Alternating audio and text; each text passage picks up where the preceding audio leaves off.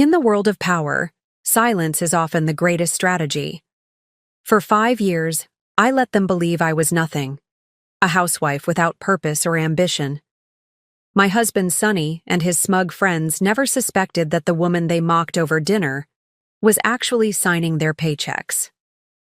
Sometimes the most satisfying revenge isn't swift or loud.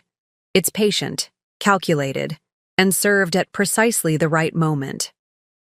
Before we jump back in, tell us where you're tuning in from, and if this story touches you, make sure you're subscribed, because tomorrow I've saved something extra special for you. That evening, sitting at the corner of our marble dining table, nursing a glass of green tea while they drank expensive scotch, I watched them laugh. Sonny, with his perfectly styled hair and the custom suit I had financed without his knowledge, was in his element. He loved playing host, especially to his inner circle of real estate executives who wore designer watches to casual dinners just to outshine one another. Tonight, they'd found their entertainment. Me, Akiko. Sweetheart, Sonny called across the table, his voice dripping with that particular condescension he reserved for me in front of his friends. Why don't you tell everyone about your day? The room quieted, 5 pairs of eyes turning to me expectantly, amusement already dancing in them before I'd even spoken. It wasn't the first time he'd used me as the punchline to his jokes, but tonight, he was particularly bold. Perhaps the 30-year-old Macallan had loosened his inhibitions. I went to the community garden, I said softly, my Japanese accent still present despite my 15 years in America. And then I read for a while. Mario, Sonny's right-hand man and senior vice president of acquisitions at Horizon Realty Group, couldn't contain his smirk. That's it? The whole day? I nodded, keeping my expression neutral. That's the thing about playing a role. You have to commit to it completely, even when it cuts deep. I wanted to tell Mario that his latest acquisition proposal had significant tax liability issues that I'd flagged just that morning, or that I knew he had inflated 3 property valuations last quarter. But I didn't. Not yet. Akiko is still adjusting to American life, Sonny explained to the group, as if I weren't sitting right there, as if I hadn't been here for over a decade, as if I hadn't graduated from Keio University with honors before, earning my MBA from Harvard. Finding a job has been challenging for her. Liam, head of marketing, leaned back with his tumbler in hand. Language barrier, I bet? Must be tough. My English was perfect, better than his if we were measuring. Grammar and vocabulary. I had negotiated 9-figure deals in this language. But in their eyes, I was just Sonny's decorative foreign wife. A beautiful, quiet accessory he'd brought back from a business trip to Tokyo. At least she knows her way around the kitchen, Ben added with a wink. Japanese women make the best wives, traditional, you know? Supportive. Clyde raised his glass in agreement. Sonny hit the jackpot. A beautiful wife who doesn't drain the bank account with a career of her own. They all laughed, their chuckles bouncing off the vaulted ceilings of the house I had purchased. The house they all thought belonged to Sonny, thanks to his supposed brilliance in real estate development. Funny how none of them questioned how a mid-level executive at Horizon Realty Group could afford a $4.2 million home in this neighborhood, or the limited edition Aston Martin in the garage. They believed what they wanted to believe because it was easier, and I let them. Remember that time Akiko thought she could be a real estate agent? Sonny said, his eyes glinting with amusement. She spent weeks studying for that licensing exam. What score did you get again, honey? I remained silent, allowing him his moment. He didn't know that I owned not just a real estate license, but a broker's license in 3 states. Or that I controlled the majority stake in Horizon Realty Group through a complex web of investment vehicles. That I had been personally selected by the aging founder, Mr. Tanaka, as his successor, a decision kept private until the appropriate time, which was rapidly approaching. She didn't even pass, Sonny continued, filling in my silence with his fabricated narrative. Turns out real. Estate isn't as easy as arranging flowers and making sushi. More laughter. I took a small sip of my tea, allowing my gaze to drift to the antique Japanese scroll hanging on the wall, a gift from Mr. Tanaka before he passed. It depicted a seemingly dormant volcano with the kanji for patience and power elegantly brushed beside it. None of our guests had ever asked about its meaning. They never really looked at anything in my home. Not the art, not the books in my native language that contained business strategies and investment theories, and certainly not me. You know what she does all day? Sunny continued, now fully committed to his performance. She watches real estate shows and gives me advice on which properties the company should invest in, like watching HGTV makes her an expert. I had, in fact, identified the Westlake development opportunity that had saved Horizon from a disastrous third quarter last year. I had quietly slipped the research onto Sunny's desk, allowing him to present it as his own discovery. The commission from that deal had paid for the watch he was now flaunting.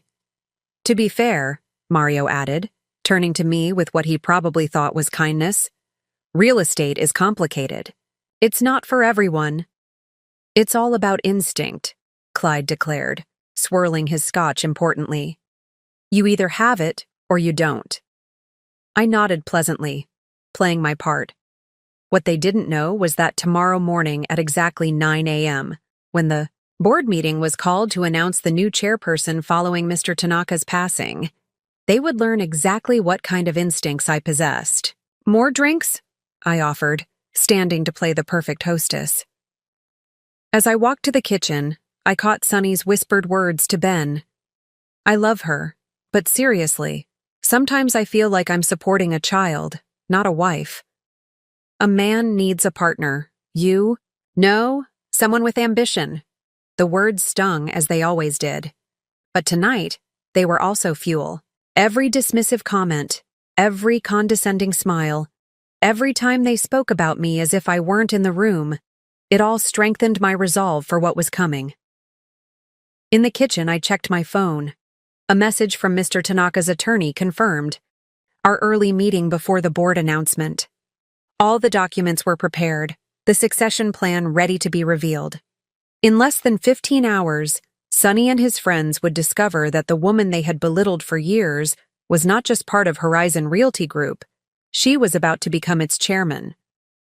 I returned to the dining room with another bottle of scotch, placing it on the table with the practiced grace of a woman who knew her place.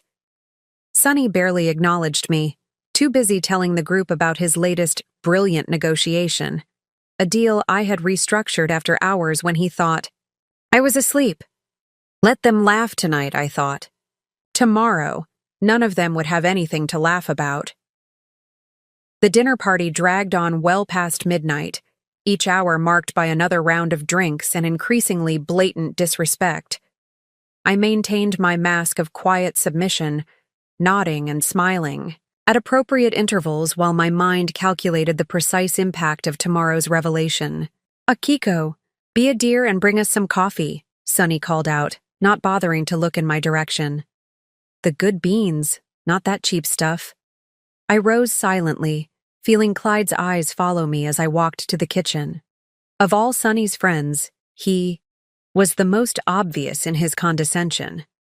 As director of operations at Horizon, he prided himself on efficiency, something he had made clear he found lacking in me. Your wife is something else, Sunny, I heard Clyde say as I left the room. Beautiful, quiet, obedient. They don't make them like that anymore. She has her uses, Sunny replied, his voice carrying easily to the kitchen. Though I wouldn't mind if one of those uses included bringing in an actual income. The coffee machine hummed as I prepared their drinks, my hands steady despite the fury building inside me. They didn't see me check my phone again. A message from Yumi, Mr. Tanaka's daughter and my closest ally at Horizon.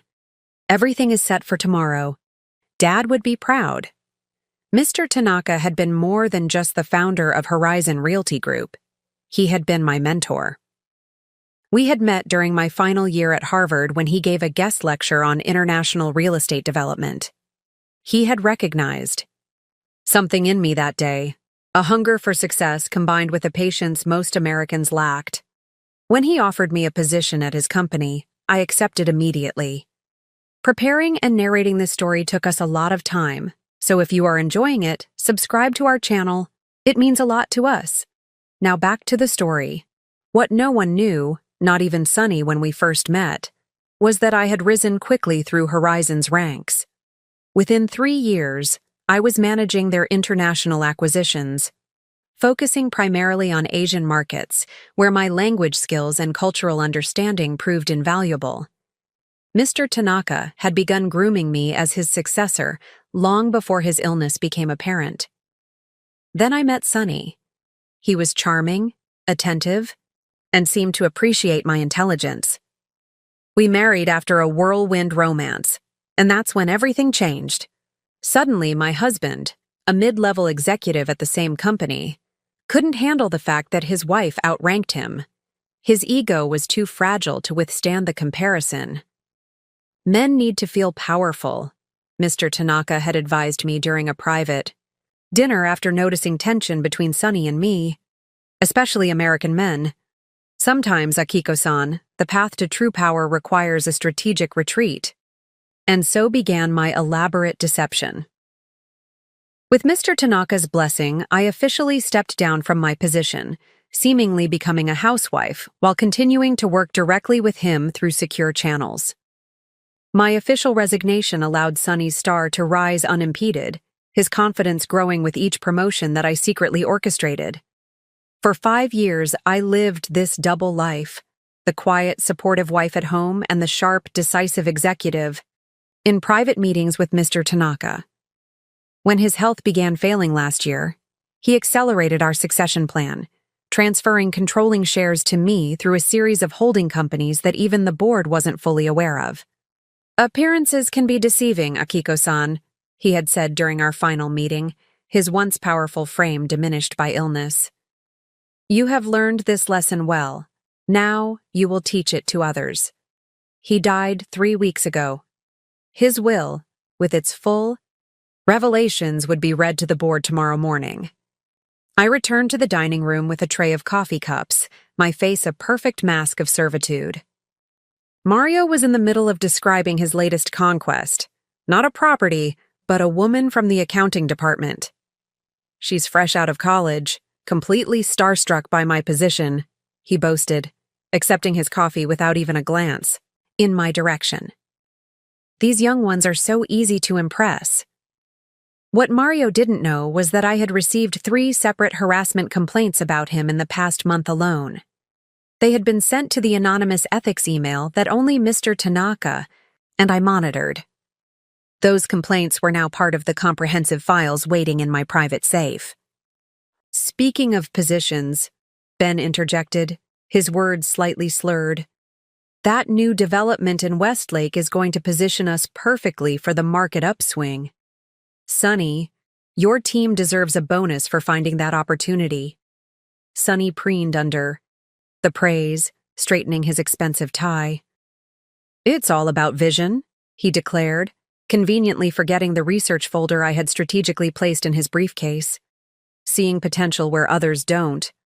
I sat quietly in my corner of the table, observing them all while they ignored my presence. Each of them had vulnerabilities I had documented meticulously over the years. Liam had been manipulating marketing expenditures, funneling money to a consulting firm owned by his brother. Ben had deliberately hidden structural issues in 2 properties last quarter to speed up closings and secure his bonuses. Clyde had created a hostile work environment that had driven away 3 talented female executives. And Sunny, my husband, had been taking credit for other people's work for years, building his reputation on ideas that weren't his own, including many that had come from me. "Akiko doesn't understand the first thing about vision," Sunny continued, warming to his favorite subject, my supposed inadequacies. "Last month, she suggested we look into affordable housing projects. Affordable housing, can you imagine the profit margins on that?" The group chuckled appreciatively, none of them aware that my proposal, which I had intentionally mentioned to Sunny knowing he would dismiss it, had actually been fully researched and developed into a comprehensive plan that would open up new government subsidies and tax advantages for Horizon. The plan sat in my private files, ready to be implemented once I took control.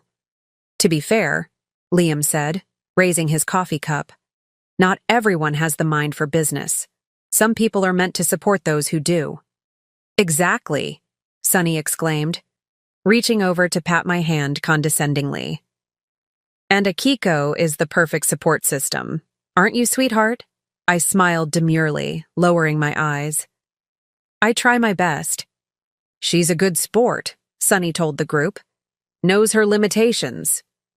If only he knew the true limitations in this room, the limitations of their vision, their ethics, and most of all, their understanding of who they were really dealing with, as the clock struck 1 in the morning. I began clearing dishes, my movements deliberate and unhurried.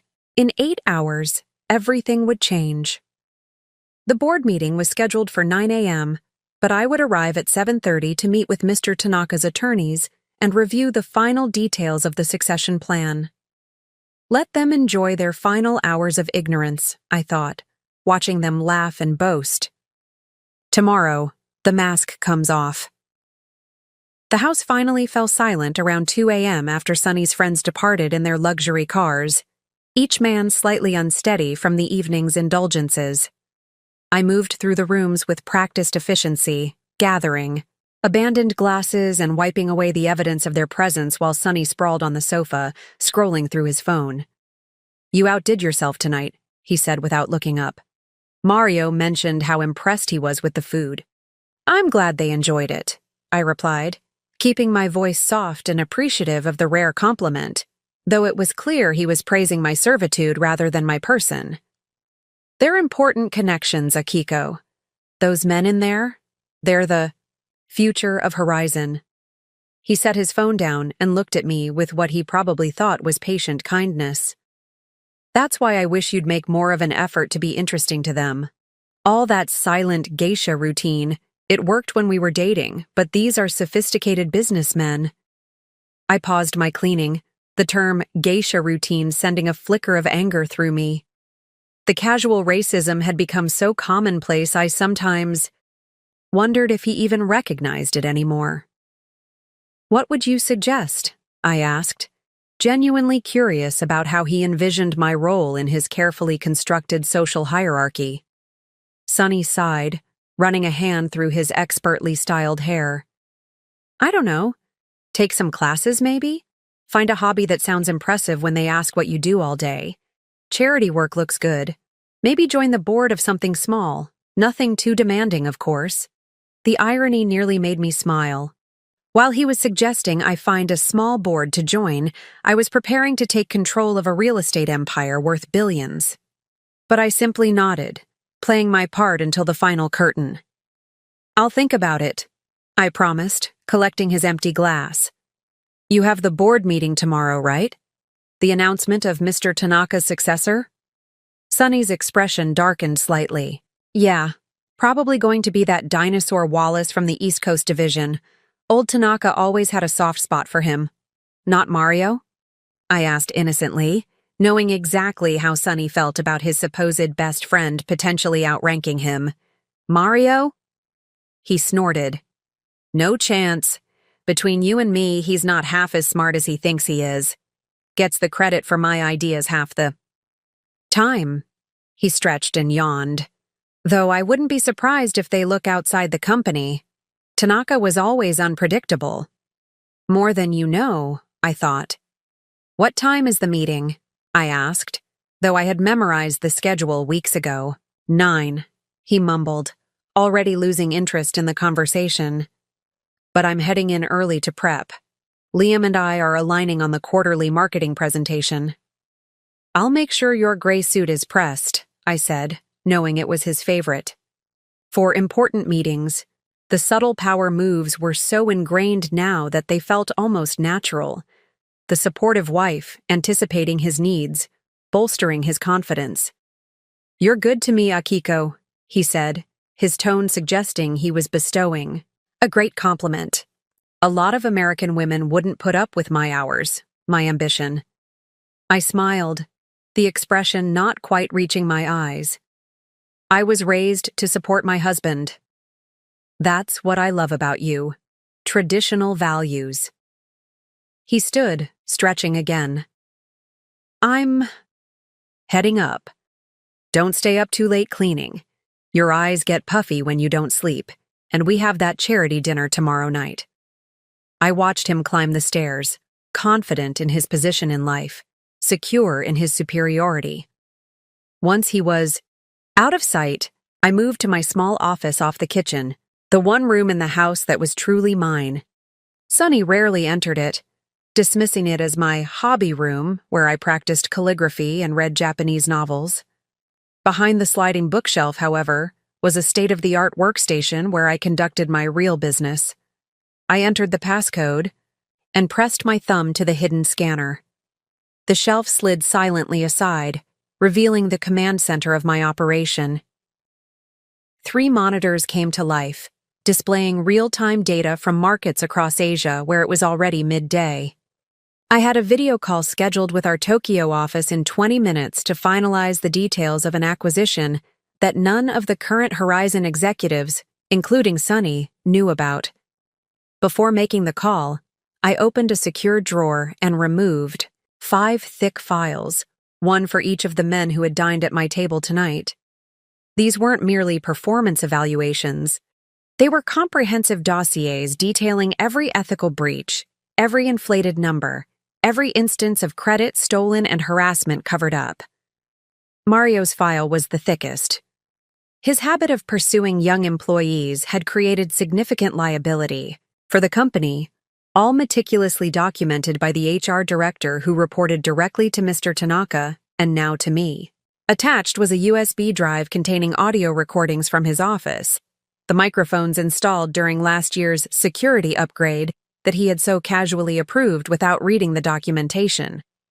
Liam's file contained a complete audit of the marketing department's financials, clearly showing the pattern of funds diverted to his brother's shell company.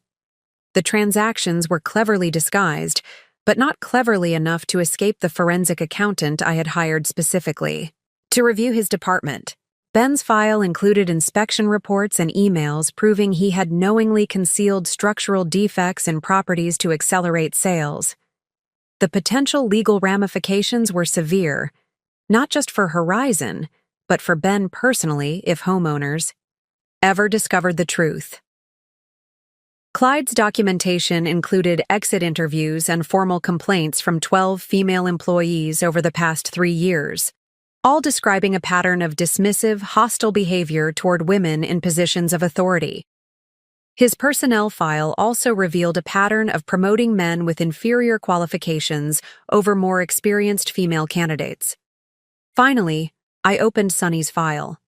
Unlike the others, his ethical breaches were more subtle, taking credit for others. Work wasn't technically illegal, just deeply unprofessional. But there were other issues. Expense reports that didn't quite match his actual activities, client meetings that never happened, inflated projections to secure larger budgets for his department. I closed the files and placed them in my briefcase for tomorrow's meeting. Then I made the call to Tokyo, speaking rapid-fire Japanese with the acquisition team there. We finalized the purchase of a prime development property, a deal that would significantly expand Horizon's Asian footprint and one that would be announced after my new position was secured. It was nearly 4 a.m. when I finally shut down the system and concealed the workstation once more. I climbed the stairs quietly, passing the guest bedroom where I'd been sleeping for the past month, citing Sonny's snoring as the reason for the separate arrangements. The truth was I couldn't bear his touch anymore, not after years of diminishment and disrespect. In the master bathroom, I washed my face and stared at my reflection. Tomorrow, no, today, I would shed this mask I'd worn for so long. The thought brought both anticipation and a strange sense of loss. Playing this role had been exhausting, but it had also been a kind of protection, a way of observing unnoticed, of gathering information without scrutiny. I laid out my clothes for the morning. Not the casual wear of a housewife, but the armor, of an executive. A sharply tailored charcoal suit, understated but unmistakably expensive. Pearl earrings that had belonged to my grandmother, a successful businesswoman in post-war Japan when such things were nearly impossible. Beneath the hollow base of their jewelry box sat the final piece of Mr. Tanaka's plan, a custom-designed signet ring bearing the Horizon logo and the chairman's distinctive mark. As I slipped into bed, I heard Sonny's steady breathing from the master bedroom across the hall. He slept the untroubled sleep of a man who believed his world was secure, his position unassailable. Let him sleep, I thought. In a few hours, the alarm would wake him to a reality very different from the one he expected. The alarm chimed softly, at 5:30 a.m. I silenced it quickly, my body tense with anticipation, despite having slept barely an hour. This moment, the quiet before everything changed, deserved acknowledgement.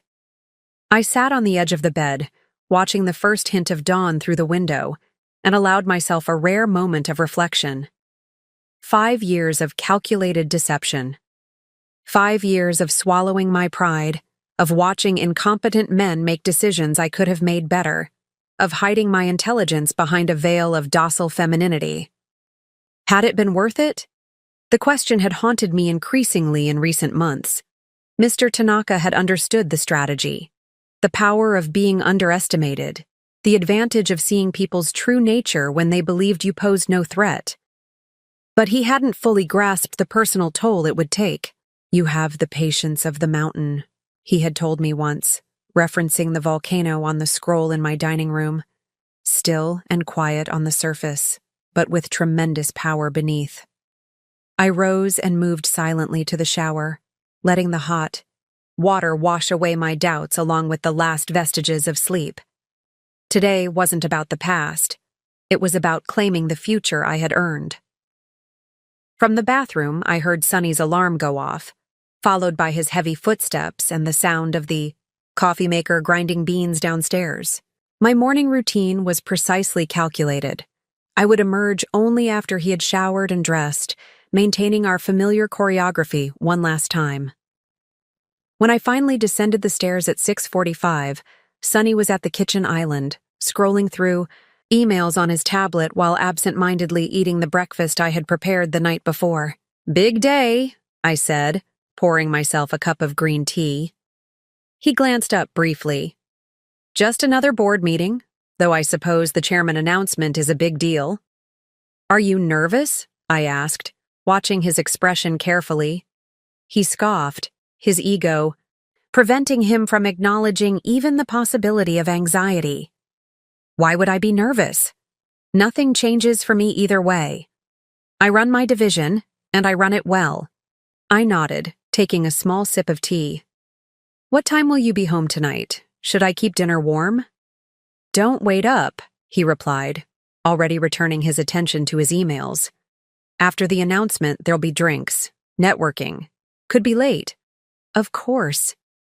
I kept my voice neutral, though I knew exactly how the day would unfold, and it wouldn't include celebratory drinks for Sonny.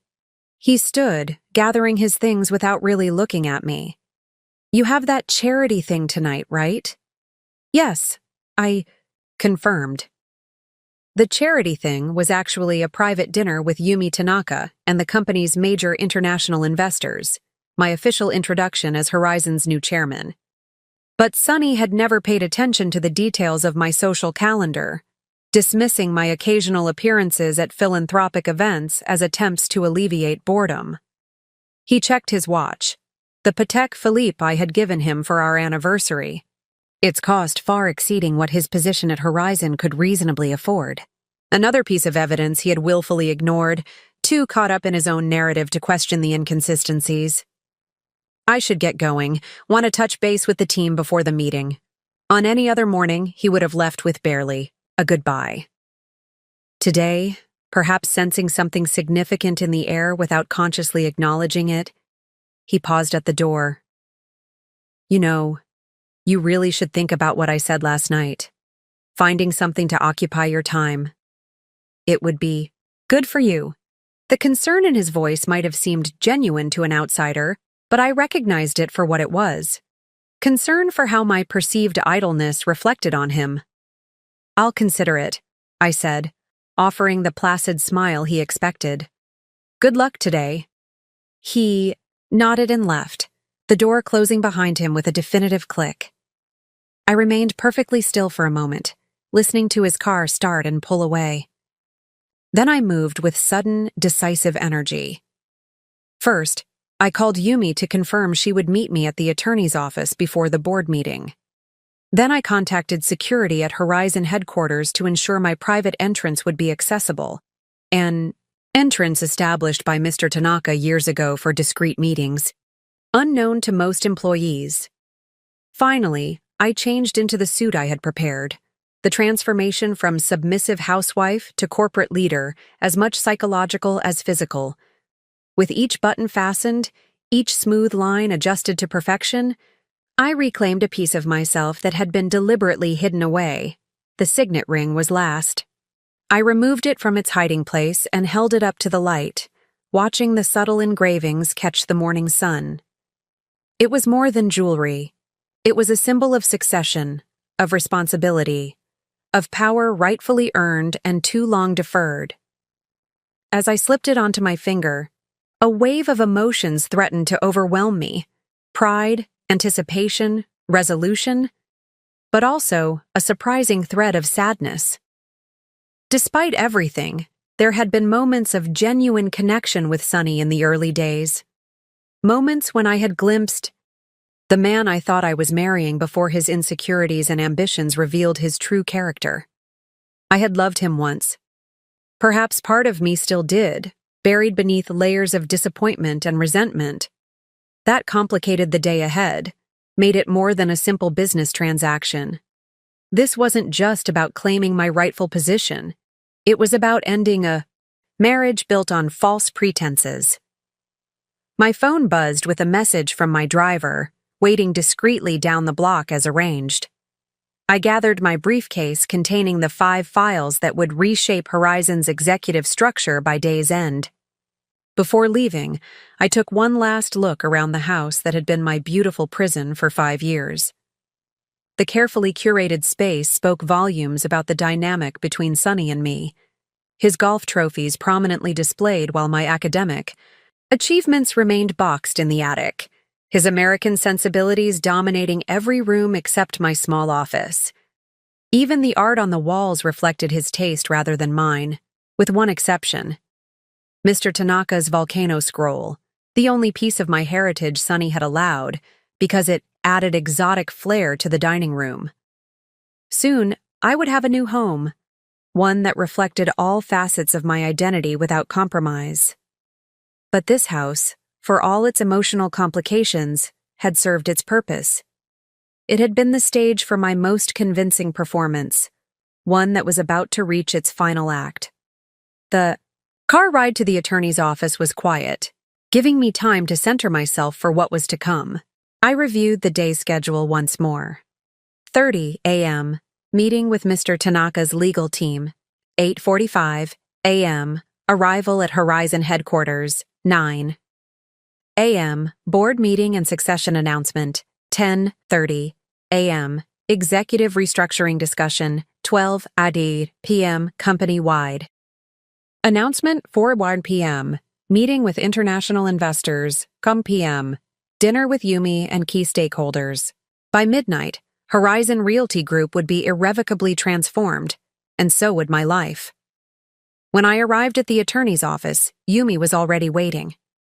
Mr. Tanaka's daughter had been my ally from the beginning, one of the few people who knew the full scope of her father's plans for me.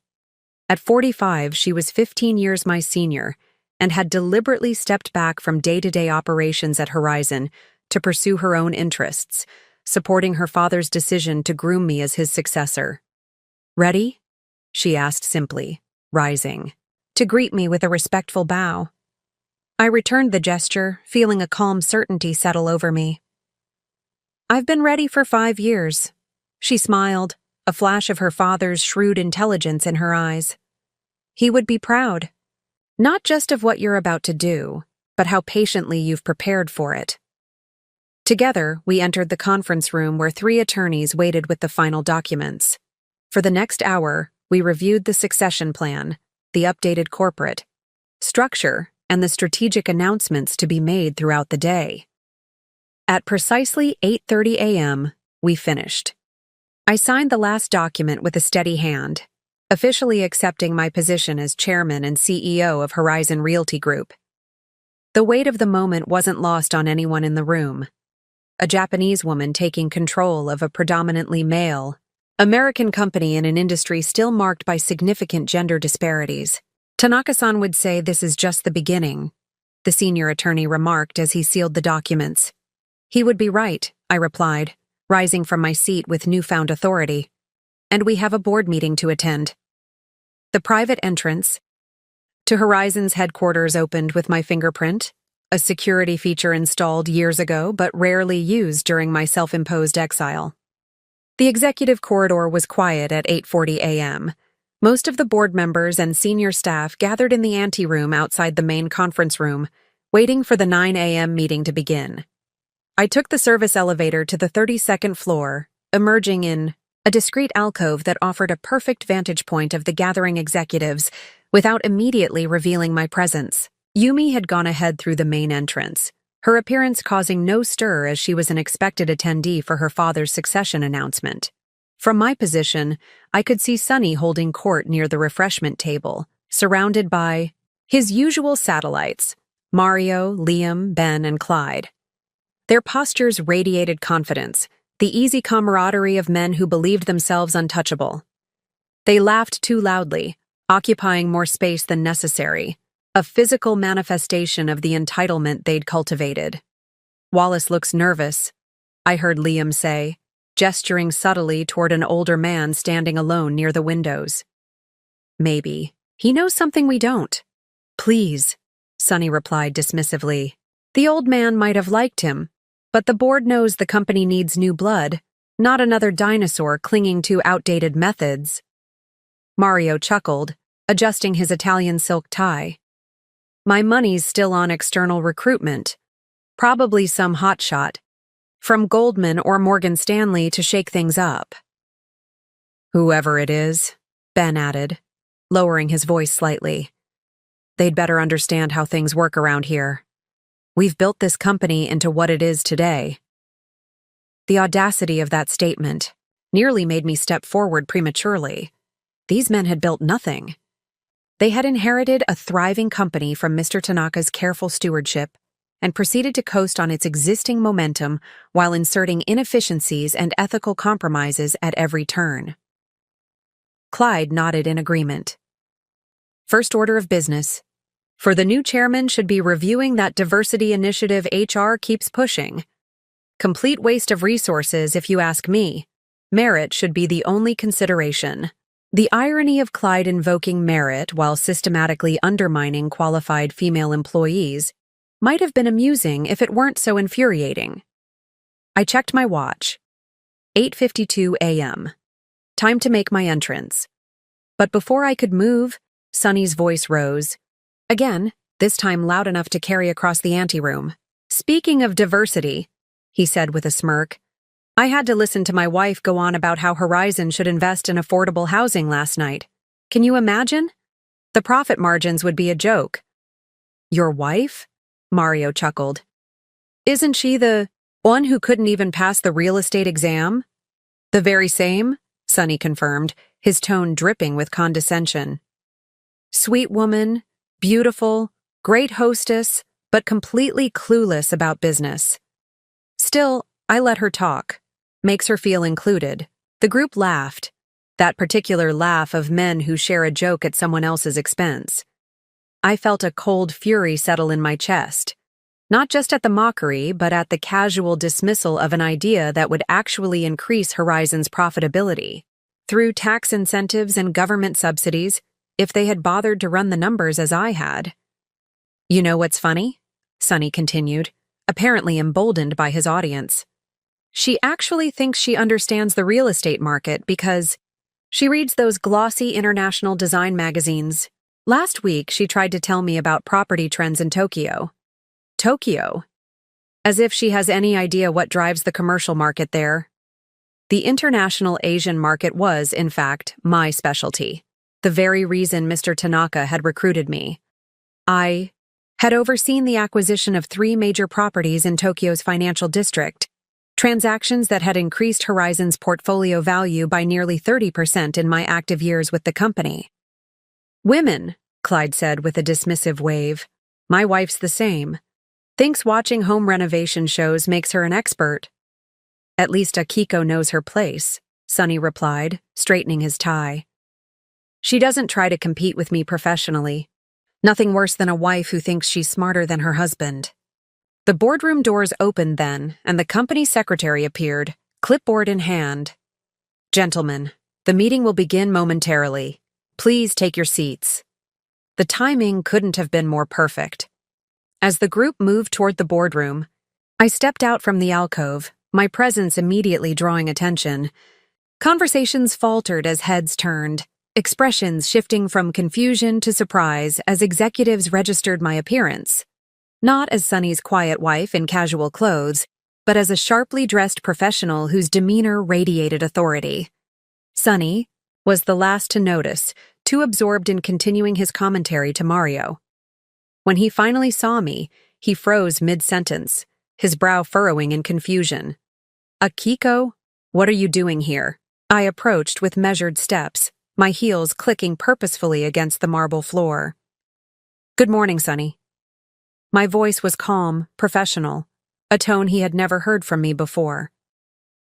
I believe the meeting is about to start. His confusion deepened, morphing into embarrassment as he glanced around at his colleagues. There must be some mistake. This is a closed board meeting for the chairman announcement. I'm aware, I replied simply, walking past him toward the boardroom doors. He moved quickly to intercept me, lowering his voice as he gripped my elbow. This is inappropriate. You can't just show up at my workplace like this. Whatever this is about, we can discuss it at home. I looked pointedly at his hand until he released my arm, uncertainty flickering across his face. Mr. Reynolds, came a voice from behind us. It was Mr. Tanaka's senior attorney, approaching with Yumi at his side. I see you've met Ms. Tanaka. And Ms. Nakamura. Excellent. Shall we proceed inside? The board is waiting. Ms. Nakamura? Sonny repeated, his confusion evident. You mean my wife? The attorney looked between us, his professional mask slipping just enough to reveal surprise. Your wife? I was unaware of your connection to Ms. Nakamura. How interesting. He turned to me with a respectful nod. We're ready when you are. Thank you, I replied, maintaining my composure though I could feel Sonny's growing agitation beside me. Akiko, what is going on? He demanded, his voice rising slightly. Why is he talking to you like that? I met his gaze directly, allowing him to see perhaps for the first time the woman I truly was. Not the compliant, deferential wife he thought he had married, but a professional equal. No, not equal. His superior in every sense that would soon matter within these walls. It's time for the meeting, I said quietly. All your questions will be answered inside. His friends had gathered around now, their expressions ranging from amusement to confusion.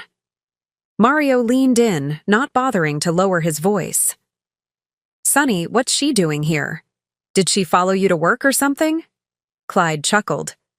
Separation anxiety? My first wife used to pull stunts like this, showing up unannounced, embarrassing me in front of colleagues. I turned my gaze to Clyde, allowing a slight edge to enter my voice. I assure you, Mr. Peterson, my presence here is entirely professional and expected by those who matter. Boardroom doors opened fully then, and the company secretary appeared again. The board is seated and waiting. Ms. Nakamura, Mr. Sato asks that you take the chairman's position at the head of the table. The secretary's words landed like a thunderclap in the suddenly silent anteroom. I watched understanding dawn on Sonny's face, followed by disbelief. Then a flash of anger quickly masked by desperate denial. "There's been a mistake," he said, looking between me and the secretary. "My wife isn't. She doesn't." "Thank you," I said to the secretary, ignoring Sunny's sputtering. "Please inform the board I'll be right in." As the secretary retreated, I faced Sunny and his stunned friends one last time before entering the boardroom. "Gentlemen, I believe it's time to begin the meeting. We have much to discuss about the future of Horizon Realty Group, including its leadership and ethical standards." Without waiting for a response, I walked through the doors, feeling the weight of Mr. Tanaka's signet ring on my finger and the lightness of finally shedding a role that had confined me for too long. Behind me, I heard Mario's confused whisper, "What the hell is happening?" It was a question they would all have definitive answers to very soon. The boardroom fell silent as I entered, 20 pairs of eyes tracking my movement toward the chairman's seat at the head of the massive oak table. Most board members knew me only as a footnote in company gatherings, Sunny Reynolds's quiet Japanese wife who occasionally appeared at holiday parties. Their expressions ranged from polite confusion to open bewilderment. Mr. Sato, the company's longtime legal counsel and Mr. Tanaka's most trusted advisor, stood as I approached. "Ms. Nakamura," he said with a respectful bow, "on behalf of the board, welcome." I returned the bow slightly, then took my place at the head of the table. Behind me, Sunny and his friends filed in, taking their designated seats along the periphery of the room where non-board executives could observe proceedings. The tension emanating from their corner was palpable, a stark contrast to their carefree arrogance just minutes earlier. "Before we begin," I said, my voice clear and commanding in a way none of them had heard before, "I'd like to thank you all for your presence today at this important transition point for Horizon Realty Group." One of the older board members, Williams, if I recalled correctly, cleared his throat uncomfortably. "Pardon me, but there seems to be some confusion. We were expecting Mr. Tanaka's successor announcement today." "That's precisely why we're here," Mr. Sato interjected smoothly, distributing folders to each board member. "If you'll review the documents before you, everything will become clear." The room filled with the sound of rustling papers as the board members opened their folders. Inside was a comprehensive dossier, my complete professional history with Horizon, documentation of Mr. Tanaka's succession plan, financial statements showing my controlling interest in the company, and the legal certification of my appointment as chairman and CEO. From the corner of my eye, I could see Sunny straining to glimpse the contents of the nearest folder, his face a mask of confusion and growing alarm. Beside him, Mario whispered something, but Sunny shook his head sharply, eyes never leaving me. "As you can see," I continued once they'd had a moment to review the materials, "Mr. Tanaka selected me as his successor several years ago. We've been working closely to ensure a smooth transition following his passing. But you've been absent from company operations for 5 years, another board member objected, flipping through the pages with a furrowed brow. "Your resignation letter is right here, dated 2019. My official resignation, yes, I acknowledged. But as Mr. Tanaka's private succession plan indicates, I continued to work directly with him on strategic initiatives. My departure from public-facing roles was part of a long-term strategy to observe company operations from a unique perspective. The implications of this statement weren't lost on anyone in the room. Several heads turned subtly toward the executives seated along the wall, the very people I had been quietly observing and evaluating all these years. "This is highly irregular," Williams protested, though with less conviction as he continued reading the impeccably prepared legal documentation. "On the contrary," Yumi interjected from her seat near mine. "My father was always deliberate in his planning. Akiko was his chosen successor long before his illness. Her qualifications are exceptional, her experience unmatched, particularly in international markets. The board's role today is not to approve this succession, but to acknowledge it. The legal transfer of power is already complete. To emphasize this point, I removed a final document from my portfolio, the official certification of my controlling interest in Horizon Realty Group, now representing 53% of all voting shares. Ms. Nakamura, Williams began again. Chairman. Nakamura, Mr. Sato corrected gently but firmly. Williams paused, reassessing the power dynamics that had shifted so dramatically in the space of minutes. Chairman Nakamura, he amended. This is unexpected. Change often is, I replied, allowing myself the first hint of a smile. Now, shall we proceed to our second agenda item? The restructuring of our executive leadership team. At these words, the tension in the room sharpened perceptibly. Sonny shifted in his seat, his knuckles white where they gripped the armrests. From my briefcase, I withdrew 5 more folders. Red, unlike the blue ones distributed to board members. Mr. Sato, would you please distribute these to Mr. Reynolds, Mr. Castellano, Mr. Peterson, Mr. Harrison, and Mr. Walsh? I asked, referring to Sonny, Mario, Clyde, Ben, and Liam by their proper names. As the red folders made their way to their recipients, I continued addressing the board.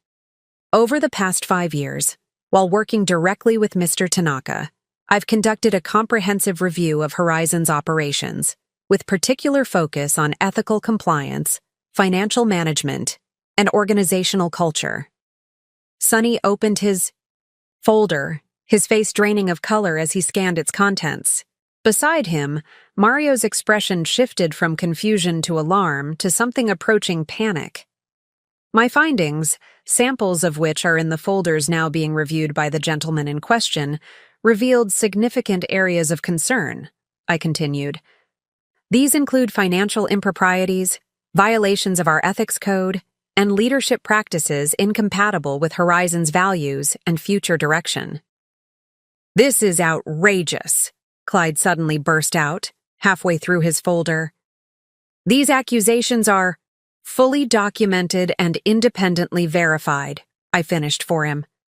Each file contains primary evidence collected over multiple years, witness statements, and forensic accounting reports where applicable.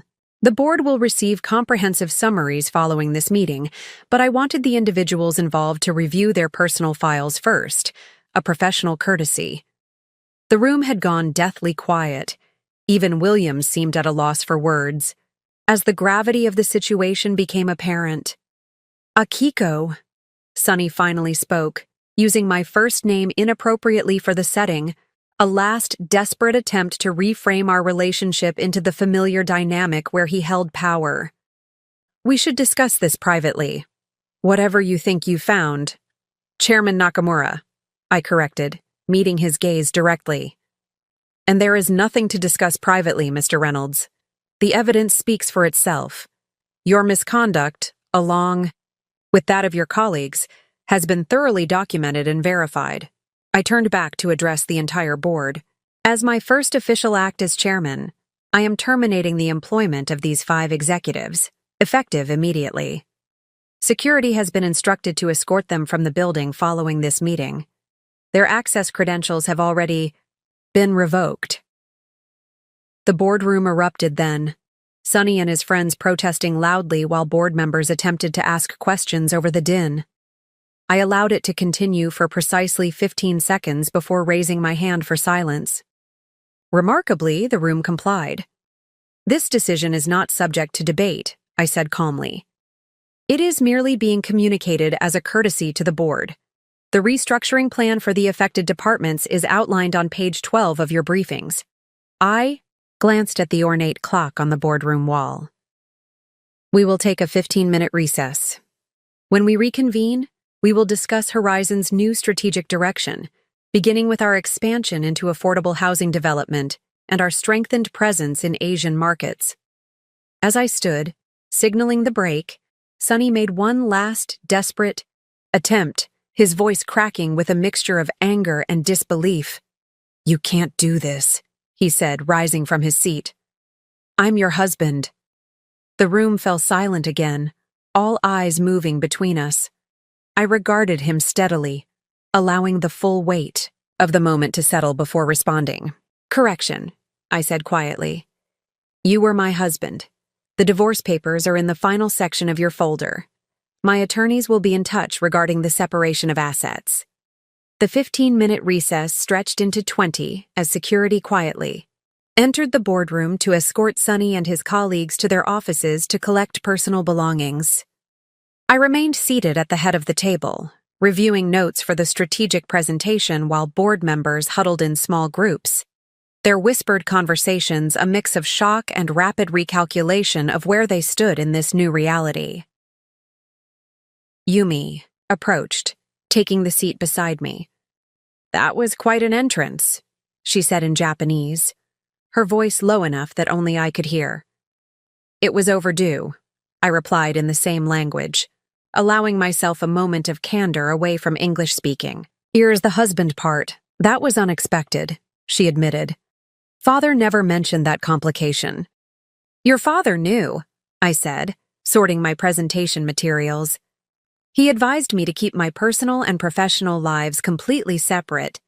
Sonny never knew who I really was because Mr. Tanaka and I agreed it was safer that way. Yumi studied, me with her shrewd eyes so like her father's. Safer for the company, perhaps. But for you? Before I could answer, the boardroom door opened again.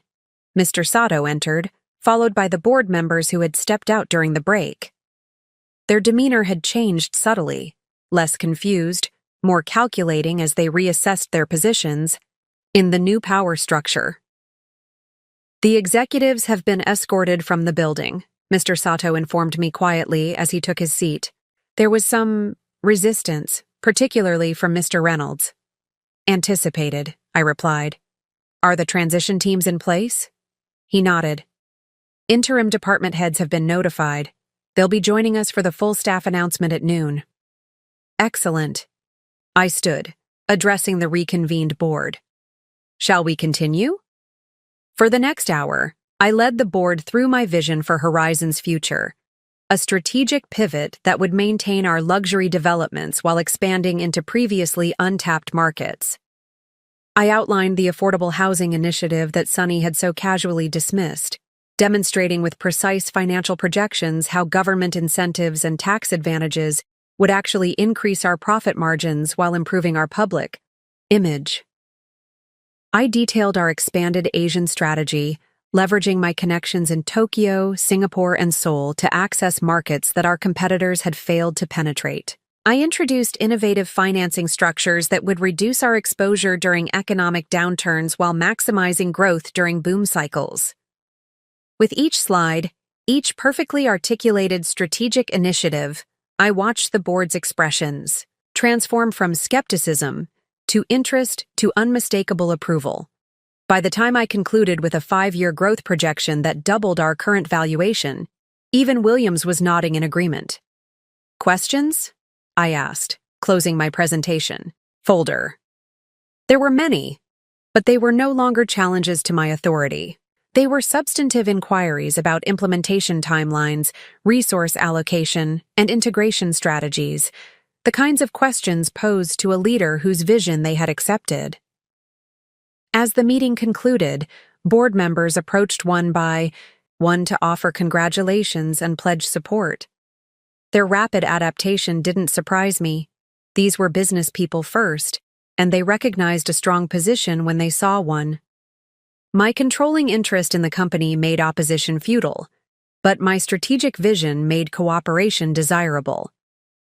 The true test would come at noon, when I would address the full staff and publicly take control of the company that had been mine, in shadow for years.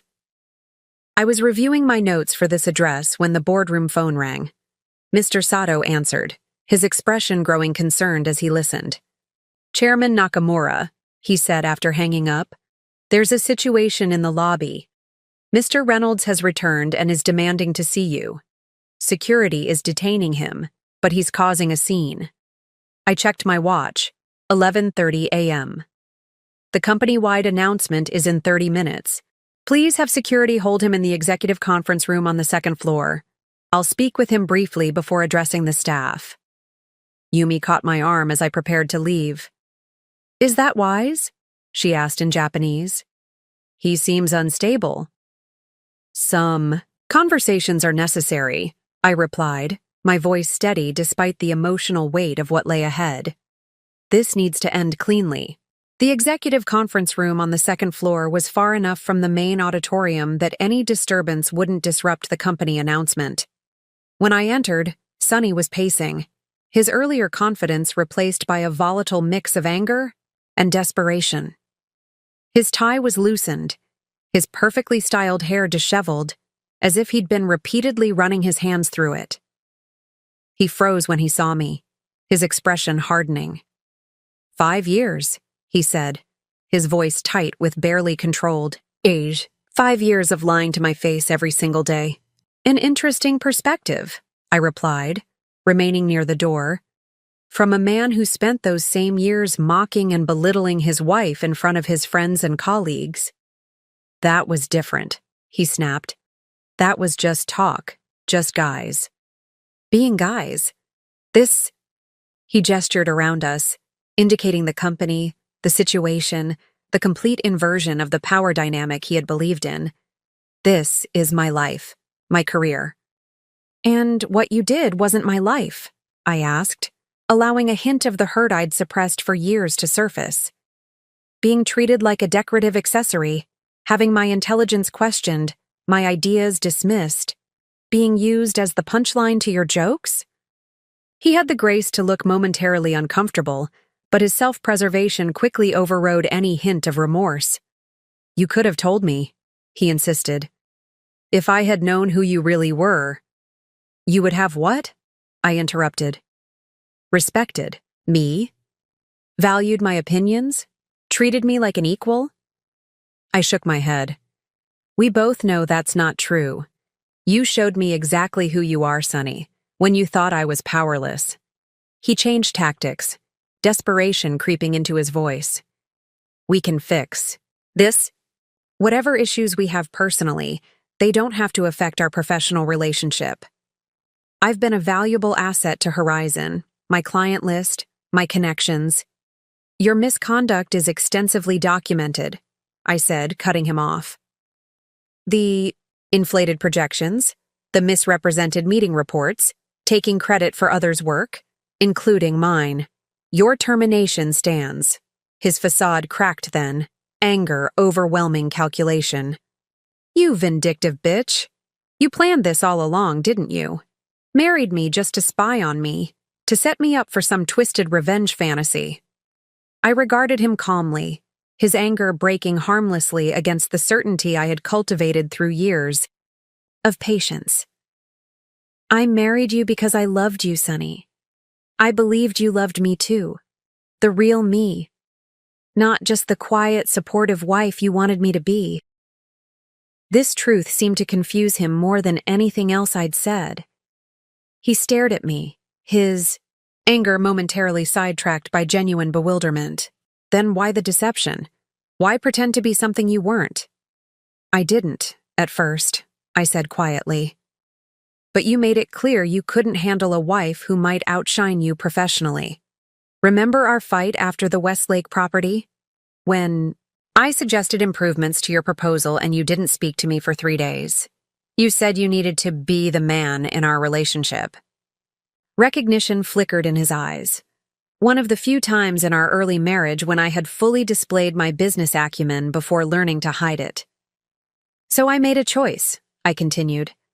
I stepped back publicly while continuing my work with Mr. Tanaka privately. I had hoped that as your confidence grew, you might become secure enough to accept my success alongside your own. Instead, you became more dismissive, more condescending with each promotion. His shoulders slumped slightly, the righteous indignation draining away as the truth of my words penetrated his defenses. What happens now? He asked, his voice subdued. Now, I have a company to lead, I said, checking my watch. The divorce papers require your signature within 30 days. My attorneys will handle the details. Your personal belongings from the house have been packed and will be delivered to wherever you specify. I turned to leave, but Sonny's voice stopped me at the door. Was any of it real? he asked, and for the first time since I'd known him, his voice held no trace of arrogance or calculation, just raw vulnerability. Did you ever love me at all, or was I just part of your grand plan? The question deserved an honest answer. I turned back to face him. The first 2 years were real, I said softly. I loved your confidence, your ambition. I thought we were building something together. I paused, acknowledging the grief of what had been lost. But it changed, Sonny. Not just me hiding parts of myself. You changed too. Success didn't make you more secure. It made you more entitled. Each promotion made you more dismissive of those you perceived as beneath you, including me. He shook his head, but there was less conviction in the gesture. I provided for you. I gave you a beautiful home, vacations, anything you wanted. No, I corrected. You didn't provide those things. I did. My money, my work, my company. You just took credit like you did at work. I met his gaze directly. And what I wanted wasn't things, Sonny. It was respect, partnership, to be seen for who I really am. For a moment, something like genuine regret flickered across his face. Then his expression hardened again, self-preservation overriding insight. You'll regret this, he said, though his threat sounded hollow even to his own ears. I have connections, friends in this industry, who will all know by the end of the day exactly why you were terminated. I finished for him. The evidence is compelling, Sonny. The industry will distance themselves from you and the others. My advice? Take some time to reflect. You're talented when you apply yourself ethically. Perhaps this is an opportunity to rebuild on a more solid foundation. I left him then, his silence more telling than any retort he might have mustered. The security guard stationed outside the conference room would ensure he was escorted from the building after I was safely gone. As I walked toward the main auditorium where the company's employees were gathering for the announcement, I felt a curious lightness.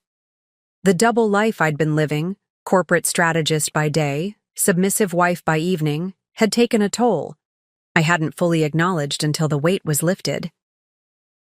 Yumi met me at the auditorium entrance, concern evident in her expression. How did it go? As expected, I replied, straightening my suit jacket. He's angry, hurt, and trying to find someone to blame other than himself. She nodded, understanding the complexities better than most. And you? How are you feeling about all this? I considered the question carefully. Relieved, I said finally, and ready. The auditorium was filled to capacity. Over 300 employees from every department seated in anticipation of the announcement. Many looked confused, having heard rumors of the morning's dramatic events. Some seemed worried, which was understandable. Leadership changes often meant job insecurity. Mr. Sato approached the podium, his authoritative presence immediately hushing the murmurs rippling through the crowd. Good afternoon, he began formally. As many of you know, following the passing of our founder and chairman, Mr. Hideo Tanaka, the board has been engaged in succession planning.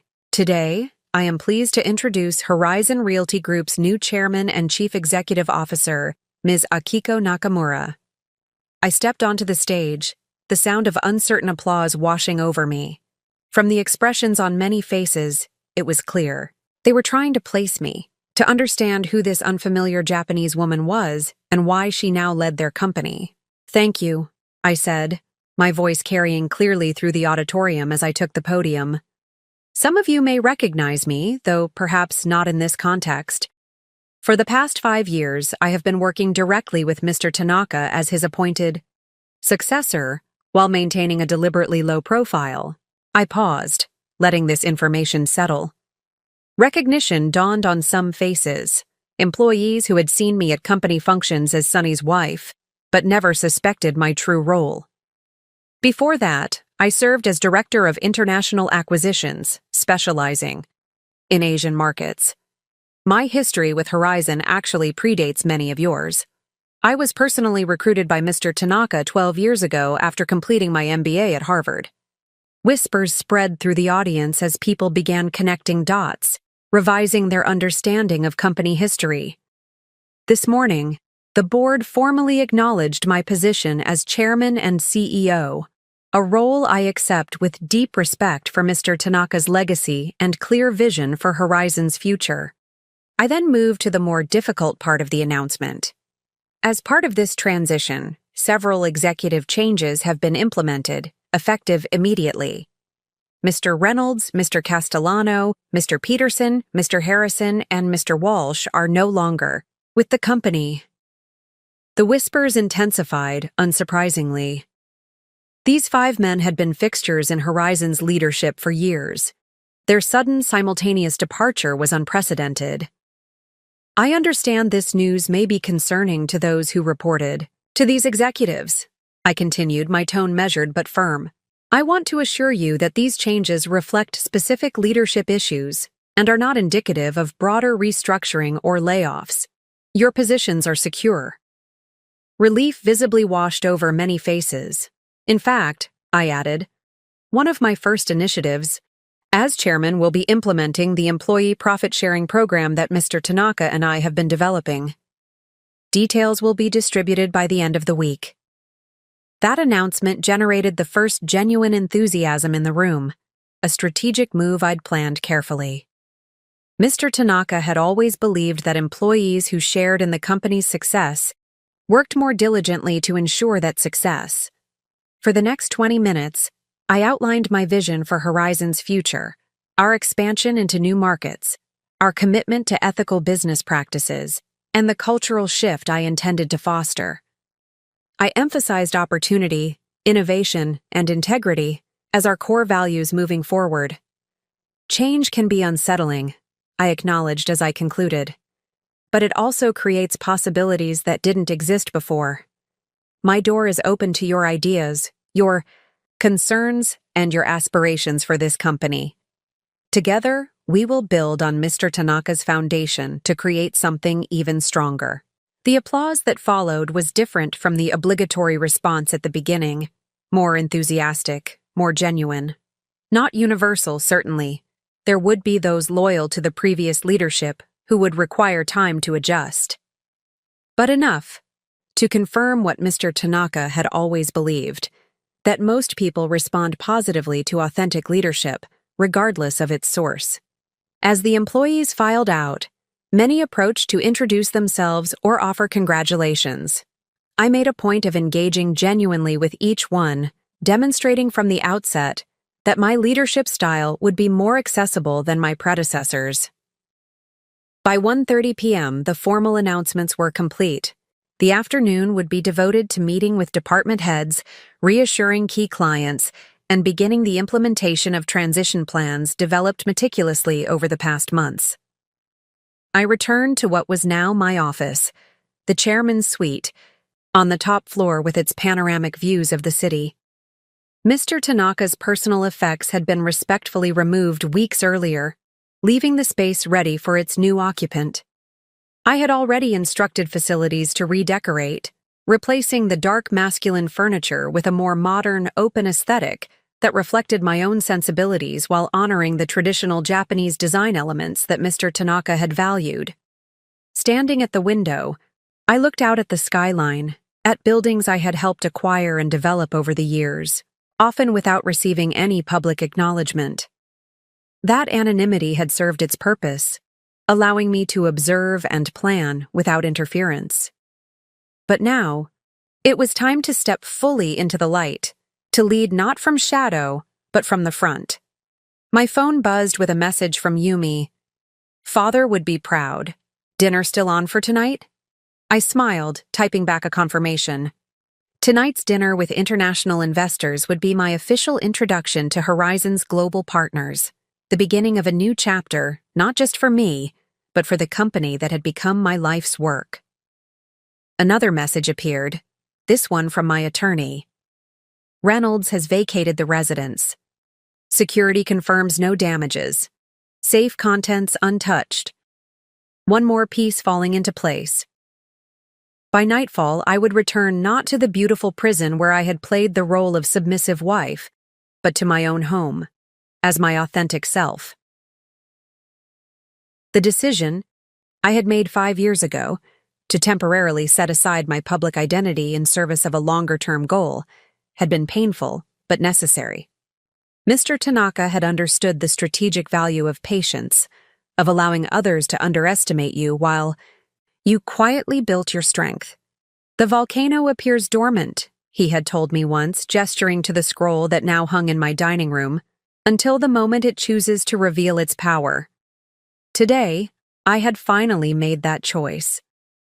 The afternoon passed in a carefully orchestrated sequence of meetings. Each department head was summoned individually to my office for brief but substantive discussions about their areas of responsibility.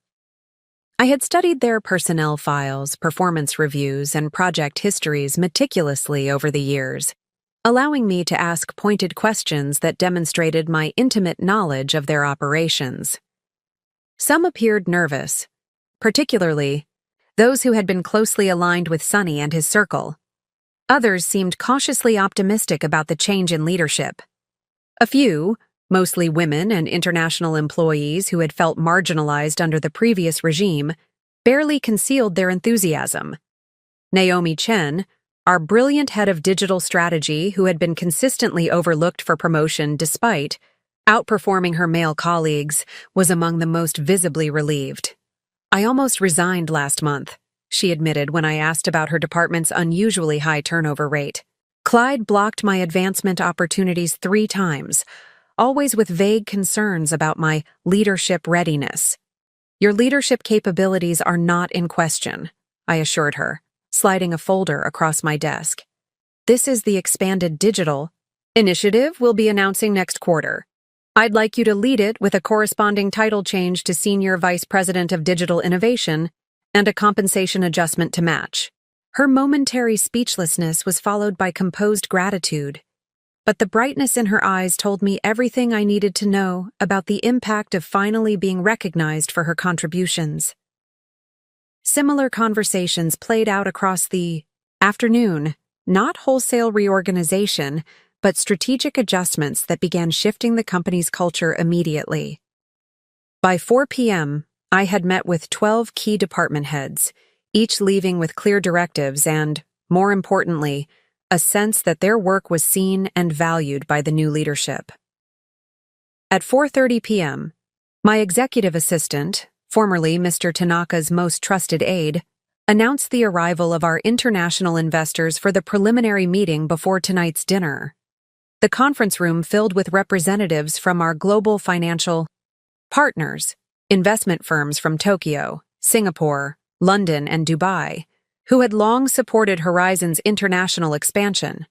Many had known me in my previous role as Director of International Acquisitions, though none had been aware of my continued involvement during my apparent absence. Ms. Nakamura, Mr. Watanabe, the senior representative from Tokyo's largest real estate investment trust, greeted me with a respectful bow. "It is good to see you in an official capacity again. Tanaka-san spoke highly of your continued contributions, though few of us understood the full extent of your role." "Mr. Tanaka valued discretion," I replied, returning his bow. "But now we can speak openly about our vision for Horizon's global presence." For the next hour, I outlined our expanded international strategy, addressing specific concerns from each market representative and demonstrating my thorough understanding of regional regulations, cultural considerations, and growth opportunities. The detailed knowledge I presented, from Tokyo's changing zoning laws to Dubai's new foreign investment framework, clearly impressed even the most skeptical investors. "I believe I speak for all of us," said Ms. Al-Fayez from our Dubai partners. As the meeting concluded, "When I say Horizon appears to be in very capable hands, we look forward to tonight's dinner to discuss these opportunities further." As they filed out to prepare for the evening event, Yumi remained behind, a small, satisfied smile playing at the corners of her mouth. "They're convinced," she said once. We were alone, particularly Watanabe. I've never seen him so enthusiastic about our projections. Watanabe-san appreciates preparedness, I replied, gathering my notes. And unlike some of our previous executives, I don't need to exaggerate our potential to impress him. Yumi nodded, her expression growing more serious. Have you seen the news? She slid her tablet across the table, displaying a financial news site where a small headline announced, "Shake-up at Horizon Realty. 5 top executives terminated as founder's protege takes control." It was inevitable, I said, scanning the article. The coverage was factual but limited, focusing on the appointment of a new chairman rather than the reasons behind the executive departures. That would change as more details emerged, but for now, the controlled narrative served our purposes. What about Sunny? Any more disturbances? Yumi asked. Nothing since this morning, I replied. My attorney reports he's checked into the Four Seasons downtown. Apparently, his corporate credit card still worked. An oversight will remedy by morning. I checked my watch. 5:45 p.m. I should head home to change before dinner. The car is waiting downstairs. Yumi walked with me to the elevator, her heels clicking in rhythm with mine across the marble floor of the executive suite, a subtle but powerful symbol of the company's new leadership dynamic. Father would be pleased, she said as we waited. For the elevator. Not just with the business transition, but with you finally reclaiming your identity. He worried about the personal toll of the strategy. The personal and professional are often intertwined, I replied, thinking of Sunny, of the marriage that had somehow transformed from a genuine connection to an elaborate charade. Sometimes sacrifices in one area enable success in another. The elevator arrived, its polished doors sliding open silently. Yumi squeezed my arm gently before stepping back. No more sacrifices, Akiko. From now on, you live on your own terms. I nodded, a curious emotion, part liberation, part melancholy, washing over me as the doors closed. She was right, of course. The deceptions, the careful performance of submission, the strategic diminishment of my capabilities, all of that ended today. Yet there was a strangeness to stepping fully into myself after so long in the shadows, like limbs tingling painfully as circulation returns. The car waited as promised, my driver opening the door as I approached. Home, Ms. Nakamura? Yes, I confirmed, settling into the back seat. But not the Reynolds residence. Take me to the penthouse on Riverside, please. He nodded, inputting the address of the property I had purchased 6 months earlier, a modern penthouse overlooking the river, designed to my exact specifications but kept empty until now. Tonight would be its first use, a physical manifestation, of my transition from hidden power to visible authority. As we drove through the evening traffic, I watched the city transform from the financial district's glass towers to the elegant residential neighborhoods along the river. My phone remained mercifully silent. No emergency calls from the office, no desperate messages from Sunny, no media inquiries requiring immediate attention. This moment of transition belonged to me alone, a brief quiet in the midst of a day that had permanently altered the trajectory of my life and the company I now officially led. The car pulled up to my new building, a sleek structure of glass and sustainable materials that embodied the innovative design principles I hope to incorporate into Horizon's future developments. The doorman, already briefed on my arrival, greeted me with respectful efficiency. Welcome, Ms. Nakamura. Everything has been prepared according to your instructions. The private elevator whisked me to the top floor, opening directly into my penthouse. The space was exactly as I had envisioned, open and light-filled, with traditional Japanese design elements harmonizing with modern architecture. Floor-to-ceiling windows showcased the river and city beyond, the fading daylight casting everything in a golden glow. In the master suite, I found the evening's attire already laid out. A custom Yohji Yamamoto dress in deep midnight blue, elegant, but powerful, with subtle embroidery incorporating the same volcano motif from Mr. Tanaka's scroll. No longer would I dress to diminish or deflect attention. Tonight's dinner required a visual statement as clear as the organizational changes I had implemented. As I prepared for the evening, I allowed myself to fully process the day's events. The confrontation with Sunny, the board meeting, the staff, announcement. Each moment had been a step toward reclaiming not just my professional authority, but my personal autonomy. The liberation was exhilarating, but it carried with it an unexpected poignancy. For all his faults, for all the ways he had diminished me, there had been moments of genuine connection with Sunny in the beginning. The seeds of a true partnership had been there before ambition and insecurity poisoned the relationship. I couldn't help but wonder if things might have been different had I confronted the issues earlier, had I refused to play the role he expected. But such reflections, while natural, served little purpose now. The decisions had been made, the consequences set in motion. My focus needed to remain on the future, Horizon's and my own. I fastened Mr. Tanaka's gift around my neck, a pendant of polished jade carved with the Japanese character for strength, given to me on the day he formally named me his successor. Its weight against my skin was a tangible reminder of his faith in me, of the responsibility I had accepted, and of the journey that had led to this moment. At precisely 6:45 p.m., my phone chimed with a notification. The car had arrived to take me to dinner.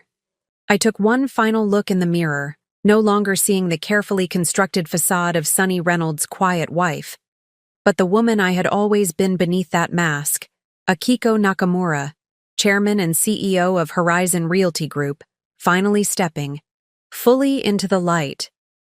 The private dining room at Miyako, the city's most exclusive Japanese restaurant, had been transformed for the evening's gathering.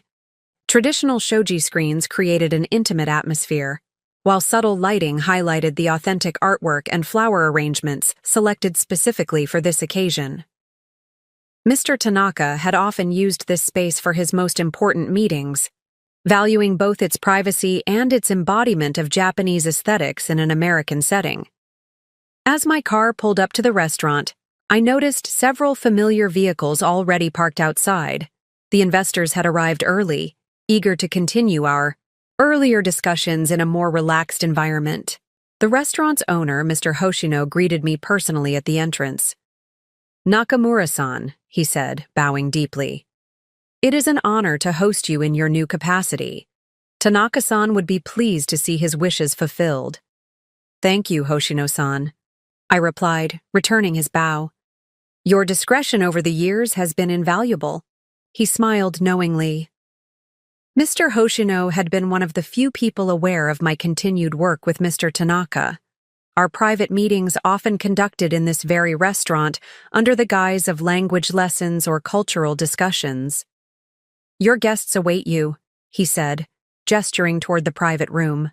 "I have prepared Tanaka-san's favorite sake for the traditional kanpai." I nodded my appreciation and followed him through the main dining area. A few patrons glanced up as we passed, their expressions showing flickers of recognition.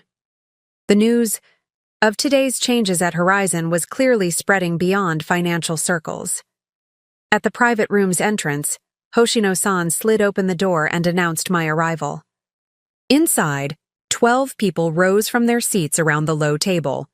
The international investors from our earlier meeting, Yumi, Mr. Sato, and 2 board members who handled our global relationships.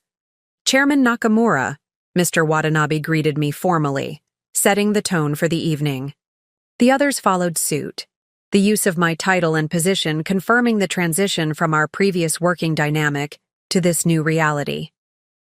I took my place at the head of the table, with Yumi and Mr. Watanabe flanking me on either side. The traditional seating arrangement, with the most honored guests positioned furthest from the door, had been carefully planned to reflect both hierarchy and strategic relationships. As the first course was served, conversation remained general and pleasant, touching on market conditions and global trends rather than specific business matters. This, too, was deliberate, part of the ritual of relationship building that our international partners valued far more than American executives typically understood. It was during the second course that Mr. Watanabe steered the conversation toward more specific territory. "Nakamura-san," he began, his English precise but heavily accented, "your international strategy is most impressive. However, I am curious about your personal journey. Few of us understood the arrangement of these past years." The question was politely framed but direct. The others at the table quieted, equally interested in the answer. Mr. Tanaka and I recognized certain realities about our industry, I replied, choosing my words carefully.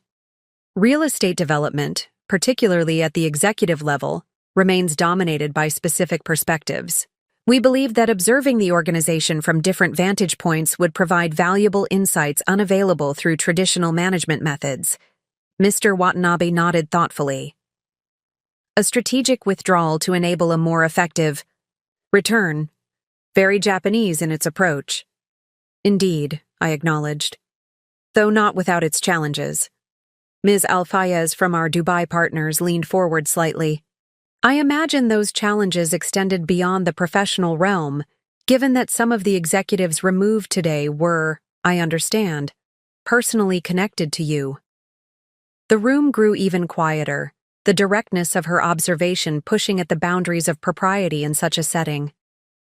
But her position as our most significant Middle Eastern investor afforded her certain liberties, and the question was valid from a business perspective.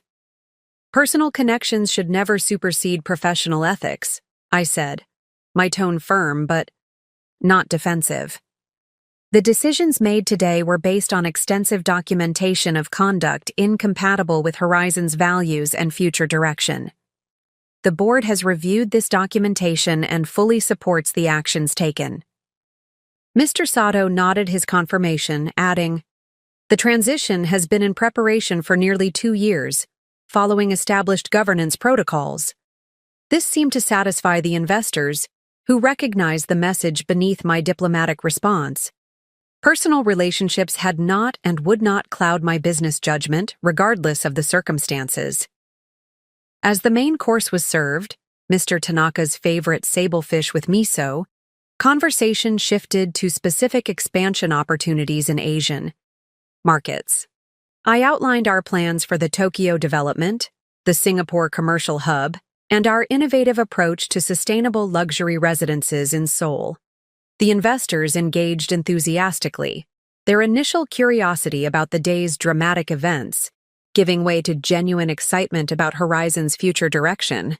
By the time dessert was served, a subtle yuzu sorbet, the energy in the room had transformed completely from cautious assessment to collaborative planning.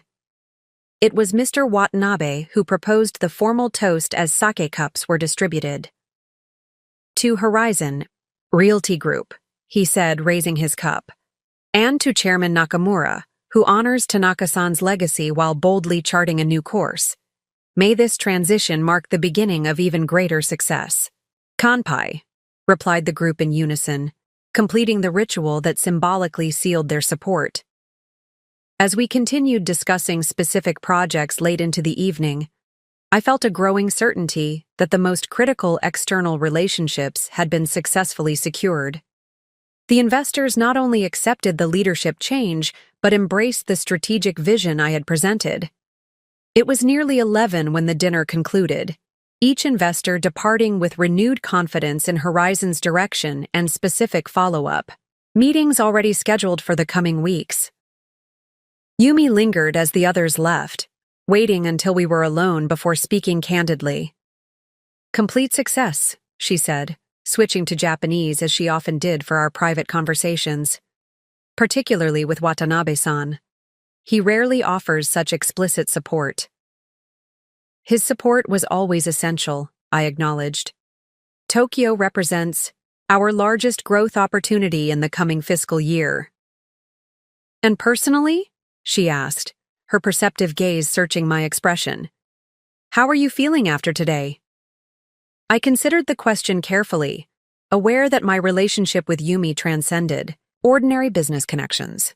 As Mr. Tanaka's daughter and my closest ally in the carefully orchestrated succession plan, she had witnessed both the professional strategy and the personal cost of its implementation. "It's been clarifying," I said finally, "like emerging from a long submersion." She nodded, understanding the complex emotions beneath my measured response.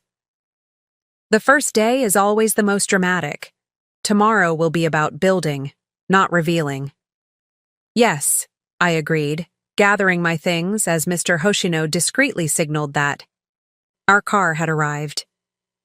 The hard part isn't taking control. It's using that control effectively. We walked together through the now empty restaurant, the staff bowing respectfully as we passed. Outside, 2 cars waited, one to take Yumi to her downtown apartment, the other to bring me to my new home. "Will you be all right?" she asked as we prepared to part. "Your first night in the new place, after everything that's happened today." The concern in her voice touched me. In many ways, Yumi had become the sister I never had, our bond strengthened by shared purpose and mutual respect.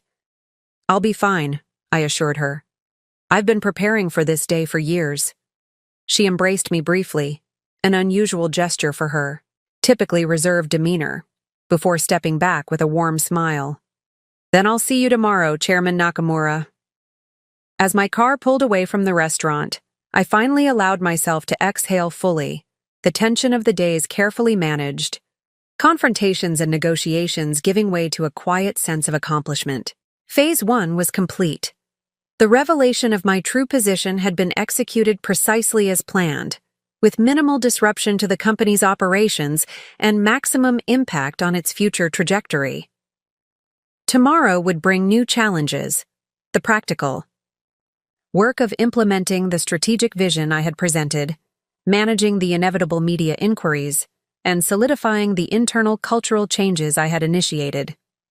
But tonight, in this moment of transition between my old life and new, I permitted myself a rare feeling of personal satisfaction. The city lights blurred slightly as we sped toward my new home, the familiar skyline now representing something different. Not just the market I had helped develop from behind the scenes, but the visible manifestation of what could be accomplished when patience and strategic vision aligned with opportunity.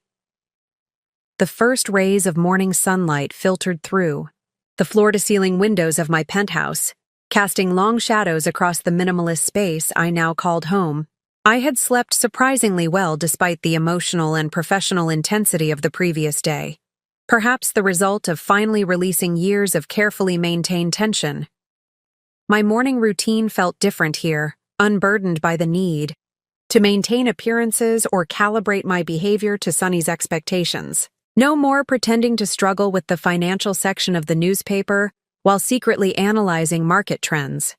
No more hiding my workout routine to avoid challenging his athleticism.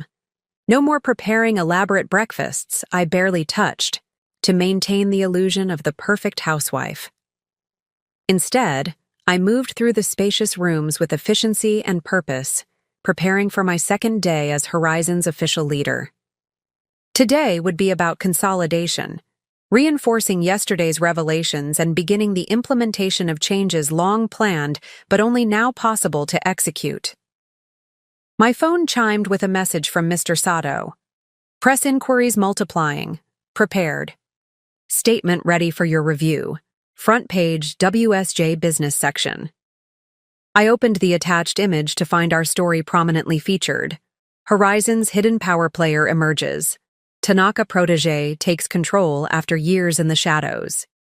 The article was surprisingly accurate, focusing on my professional qualifications and Mr. Tanaka's long-term succession planning rather than sensationalizing the personal elements of the story. A second message arrived from our head of communications. "TV networks requesting interviews. How do you wish to proceed?" I considered this carefully. While transparency was important, becoming a media curiosity would distract from the substantive work ahead. My response was brief but clear. "Approved. Statement only for now. Single print interview with Financial Times next week. No TV. As I finished dressing in a tailored navy suit that subtly incorporated traditional Japanese design elements, I received the message I had been both expecting and dreading, an update from my attorney. Reynolds attempting to access joint accounts. Access denied per earlier instructions. His attorney has reached out requesting a meeting. So it began. I had anticipated this phase, of course. Sonny's initial shock would naturally evolve into strategic calculation once he consulted legal counsel. I forwarded the message to my personal attorney with simple instructions. Proceed as discussed. No deviations from the agreed terms. The prenuptial agreement was comprehensive and legally sound. While generous in providing a clean separation of our limited, truly joint assets, it clearly protected my individual holdings and company interests. Sonny would receive a fair settlement, reflecting our 5 years together, but nothing that could impact Horizon's operations or my controlling interest. My driver arrived precisely at 7:30 a.m., allowing me to reach the office well before most employees. This early arrival was deliberate. I wanted time to fully occupy the chairman's office, to transform it from a space I was visiting to a space I commanded before the day's meetings began. The security team greeted me with newfound deference as I entered through the main lobby rather than the private entrance I had used for years. No more shadows, no more hidden movements. From now on, my presence would be direct and visible. The executive floor was quiet, only Mr. Sato and my executive assistant already at their desks. Both stood as I approached, their posture reflecting the formality that naturally accompanied the office of chairman regardless of who occupied it. "Good morning," I greeted them, my tone warm but businesslike. "Are we prepared for the executive committee meeting at 9? "Yes, Chairman," my assistant confirmed. "All interim department heads have confirmed attendance. The presentation materials are ready in the boardroom." "And our former executives?" I asked, referring to yesterday's terminated leadership. Mr. Sato adjusted his glasses, his expression professionally neutral. "Mr. Castellano and Mr. Peterson have returned their company devices and signed the separation agreements. Mr. Harrison and Mr. Walsh are expected to complete processing by noon today." "And Mr. Reynolds?" A slight hesitation. "He has not responded to communications from HR. His company accounts remain active but frozen." I nodded, unsurprised. Sonny would resist the longest, believing his particular relationship with me might afford him special treatment or leverage. "Proceed with standard protocols. If he hasn't responded by close of business today, have security retrieve all company property from his last known location." Understood. I spent the next hour reviewing the day's agenda and making final adjustments to the executive committee presentation. This would be my first formal meeting with the remaining leadership team, those who had not been part of Sonny's inner circle, but who would now form the core of Horizon's new direction. At precisely 8:55 a.m., I made my way to the boardroom, taking the chairman's seat at the head of the table. One by one, the department heads arrived. Some I had worked with directly during my active years at the company, others I knew only through observation and reports. Their expressions ranged from curious to cautious to openly enthusiastic. Naomi, Chen, now officially Senior Vice President of Digital Innovation following yesterday's promotion, gave me a subtle but warm smile as she took her seat. Beside her, James Alvarez from Finance looked significantly more relaxed than he had during Clyde's tenure, when his ethical concerns about financial reporting had been repeatedly dismissed. At 9 a.m. sharp, I called the meeting to order. "Good morning," I began, my voice clear and authoritative. Yesterday marked a significant transition for Horizon Realty Group. Today we begin the work of transformation. Each of you is here because you have demonstrated both competence and integrity during your time with the company. Those qualities will be the foundation of our path forward. For the next 2 hours, I led them through the comprehensive strategic plan that Mr. Tanaka and I had developed over the past years. Unlike yesterday's board presentation, which focused on high-level direction, this session delved into specific operational changes, accountability structures, and performance metrics. I introduced the new ethical compliance system, the revised compensation framework that rewarded collaboration rather than internal competition, and the expanded international initiatives that would drive our growth over the next decade. Questions? I asked as the formal presentation concluded. The room was momentarily silent, the volume of information requiring processing. Then James Alvarez cleared his throat. "Chairman Nakamura," he began, his tone respectful but direct. "These changes represent a significant shift from how the company has operated under previous leadership. How do you suggest we manage the transition, particularly with teams accustomed to different methods?" The question was diplomatic but clear. How should they navigate the cultural change after years under Sonny's regime of favoritism and questionable ethics? "Transparency," I replied without hesitation. "The most destabilizing force in any organization is uncertainty. Be clear about expectations, consistent in their application, and open about the reasons behind changes.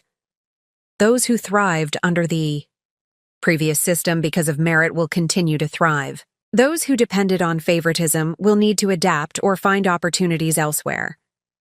Nods around the table indicated appreciation for the straightforward approach. Additional resources will be provided to departments most impacted by yesterday's leadership changes, I continued. HR has prepared transition plans for each area, and I will personally meet with any team experiencing significant disruption. Naomi raised her hand next. "The Affordable Housing Initiative, is that still proceeding on the accelerated timeline discussed yesterday?"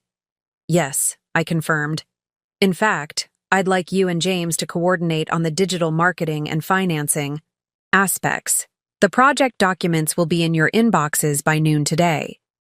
The meeting continued with increasing engagement as the initial wariness gave way to productive discussion. By the time we concluded at 11:15 a.m., the energy in the room had transformed from cautious assessment to collaborative planning, precisely the shift I had hoped to achieve. As the executive team dispersed to brief their respective departments, Mr. Sato approached with an update. "Security reports Mr. Reynolds is downstairs, demanding access to the executive floor. He's becoming disruptive." I checked my watch, considering the situation. This confrontation was inevitable. The only variables were timing and audience. "Have security escort him to the small conference room on this floor," I instructed after a moment's thought. "I'll speak with him briefly. Ensure legal counsel is standing by, but not present in the room." "Are you certain that's wise?" Mr. Sato asked, his concern evident. "It's necessary," I replied. "Better to address this directly than allow it to fester. Please inform security I'll be there in 5 minutes." The small conference room had been deliberately chosen for this confrontation. Unlike the main boardroom with its imposing table and ceremonial trappings of power, this space was neutral, functional, and, most importantly, equipped with security cameras and recording capabilities. Whatever transpired in the next few minutes would be documented for legal purposes. I entered to find Sonny pacing the length of the room, his appearance markedly different from his usual polished persona. His hair was disheveled, his normally immaculate suit wrinkled, as though he'd slept in it. When the door opened, he spun around, his expression cycling rapidly from anger to surprise to a strange, calculating intensity. "Akiko," he said, his use of my first name a deliberate attempt to re-establish our personal connection. "Finally, this has gone far enough." I remained standing near the door, maintaining both physical and emotional distance. "Mr. Reynolds, I understand you wish to speak with me. I can give you 10 minutes before my next meeting." "Mr. Reynolds?" he repeated incredulously. "Is that what we're doing now? After 5 years of marriage, I'm suddenly Mr. Reynolds to you?" "In this building, in this context, yes," I replied evenly. "This is a professional setting, and I am addressing you as a former employee of Horizon Realty Group." His laugh held no humor. "This is insane. You've had your moment. You've made your point. Now it's time to be realistic. I'm being entirely realistic, I said. Your employment has been terminated for cause. The documentation has been processed. Your company access has been revoked. These are the realities of the situation. He stepped closer, lowering his voice as if sharing a confidence. Look, I understand you're angry. I said some things, made some jokes I shouldn't have. But this— He gestured broadly, encompassing the building, the company, the situation. This is an overreaction. We can fix this.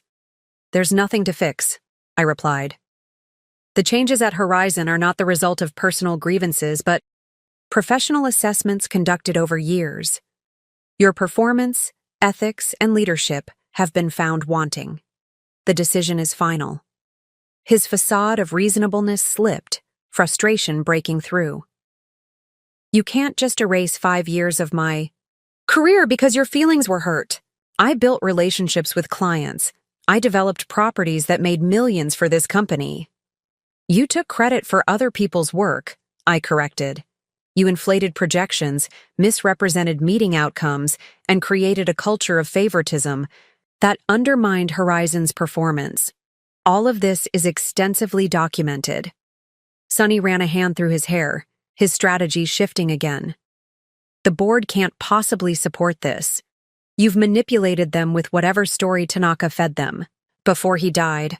Once they see the full picture— The board has reviewed all relevant documentation, I interrupted. They understand exactly what has occurred and have unanimously endorsed the leadership transition and executive changes.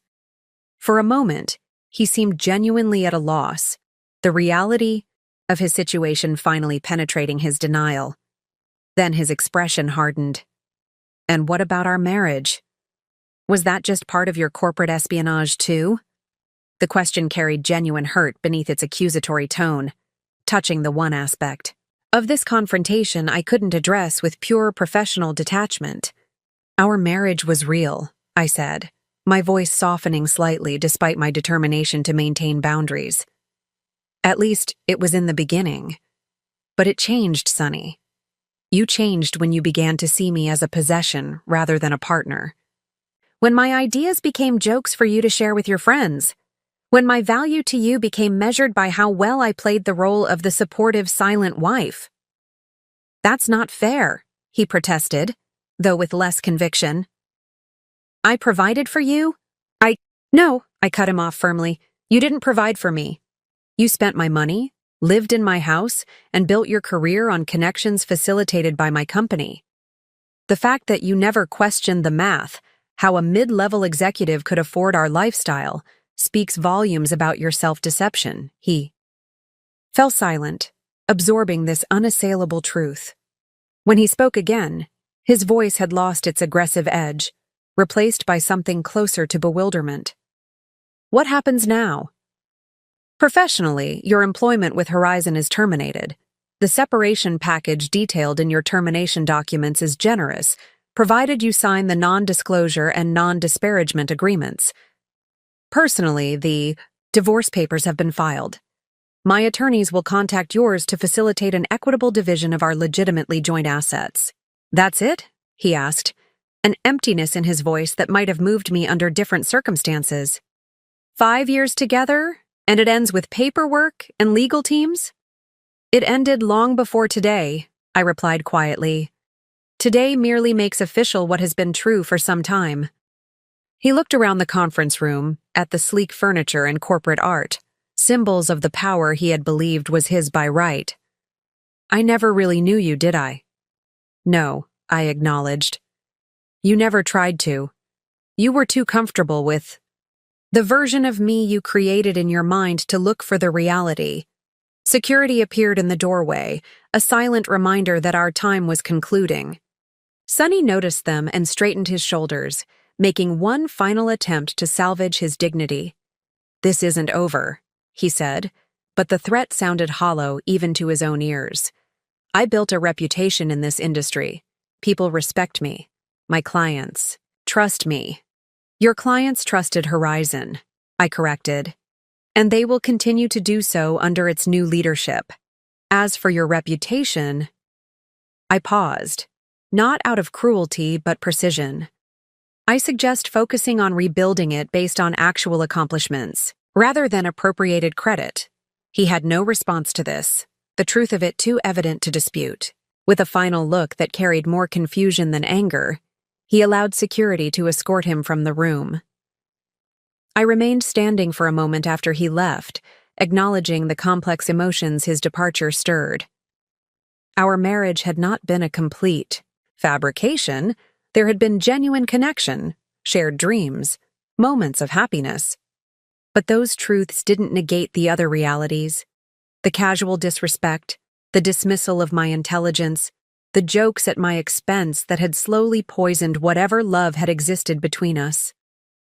Mr. Sato appeared in the doorway, his expression questioning. "Everything all right, Chairman?" "Yes," I replied, straightening my jacket and refocusing my attention on the day ahead. "Please have legal process Mr. Reynolds's company devices and access cards for retrieval. And let's move up the Affordable Housing Initiative presentation. I'd like to review it before the press announcement tomorrow."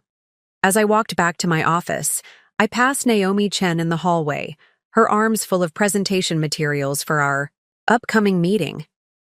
She paused, reading something in my expression that prompted a moment of collegial concern. "Difficult confrontation?" she asked discreetly. "A necessary one," I replied. "The past often requires formal closure before we can fully engage with the future." She nodded in understanding, perhaps recognizing from her own experiences the complexity of reclaiming professional power after systematic undermining.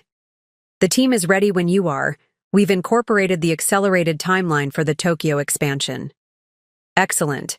I'll join you in 5 minutes." Alone in my office, I allowed myself a brief moment of reflection. The confrontation with Sunny represented not just the end of our personal relationship, but the final severance of my connection to the life I had been living, the role I had played for 5 long years. That chapter was now definitively closed.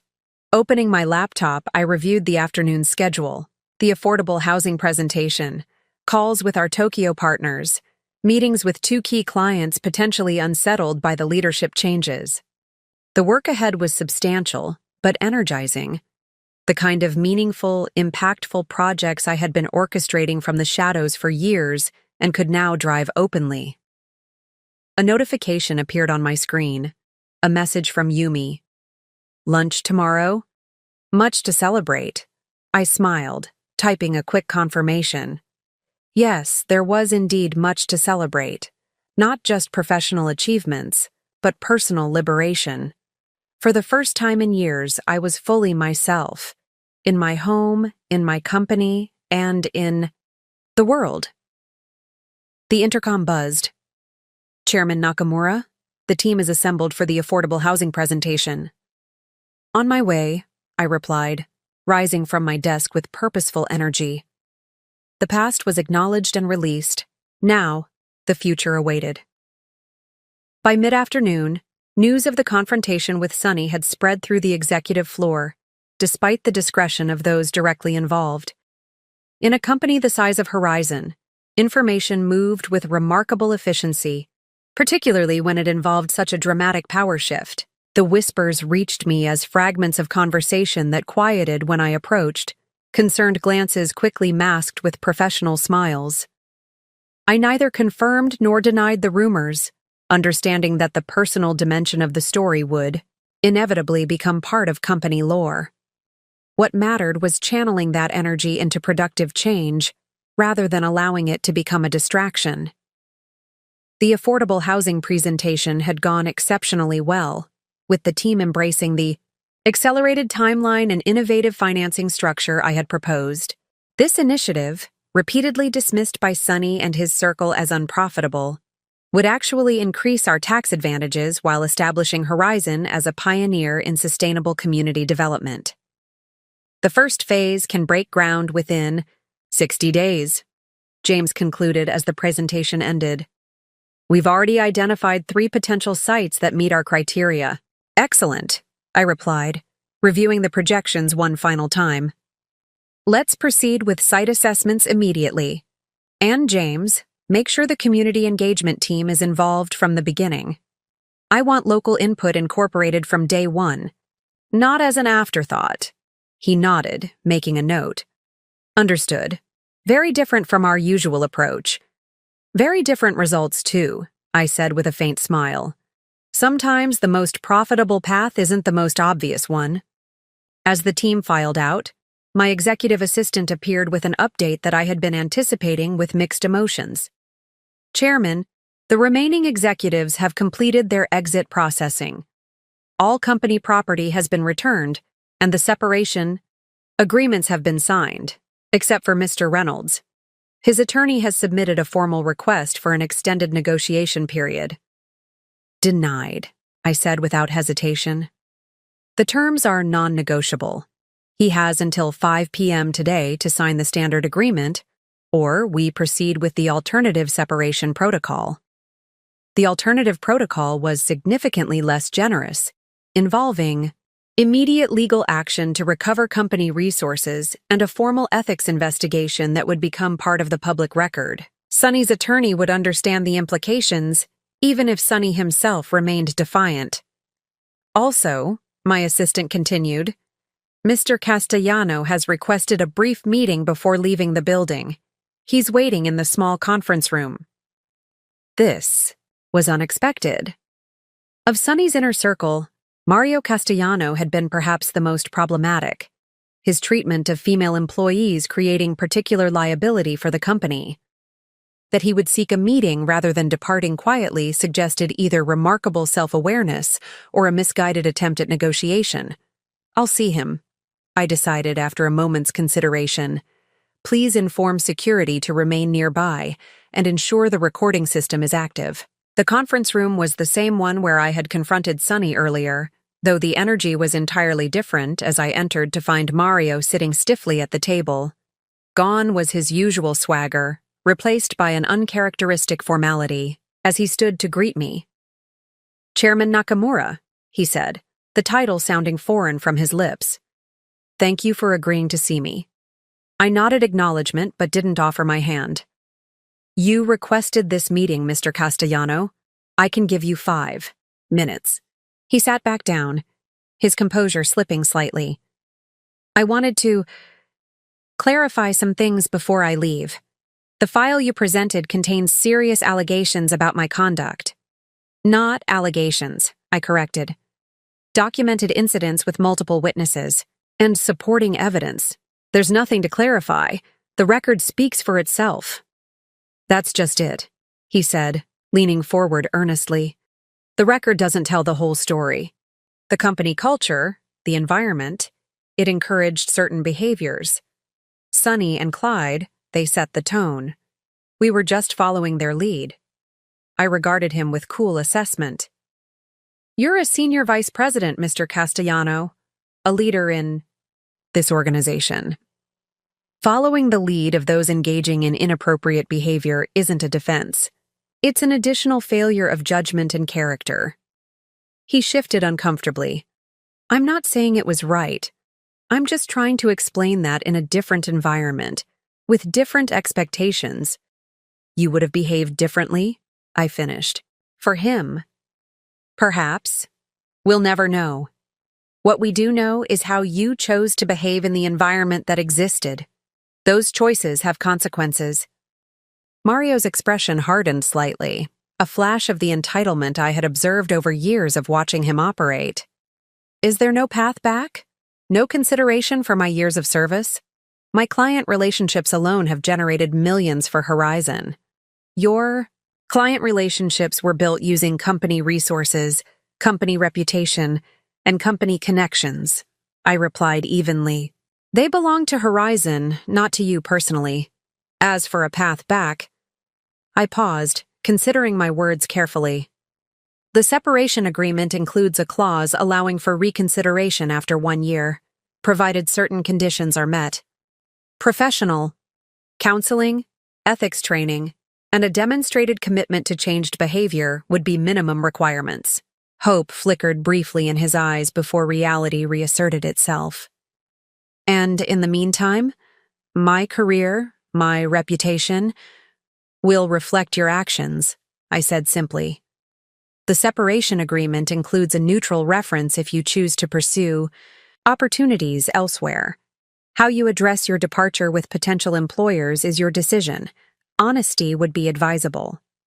He absorbed this, the gravity of his situation finally appearing to register fully. When he spoke again, his tone had lost its defensive edge. I never would have guessed, he said quietly. All those dinners at your house watching Sonny treat you like... And the whole time, you were actually observing, I supplied when he trailed off. Learning exactly who people were when they believed they held all the power. Mario nodded. Slowly, a new understanding dawning. The things we said, the jokes at your expense. You remember all of it, don't you? Every word, I confirmed. But this isn't about personal grudges, Mr. Castellano. The changes at Horizon reflect professional assessments based on documented performance and behavior. Nothing more, nothing less. He stood, recognizing that our conversation had reached its natural conclusion. For what it's worth, I am sorry. Not just for the position I now find myself in, but for everything else. The apology seemed genuine, if motivated by his current circumstances. I acknowledged it with a slight nod.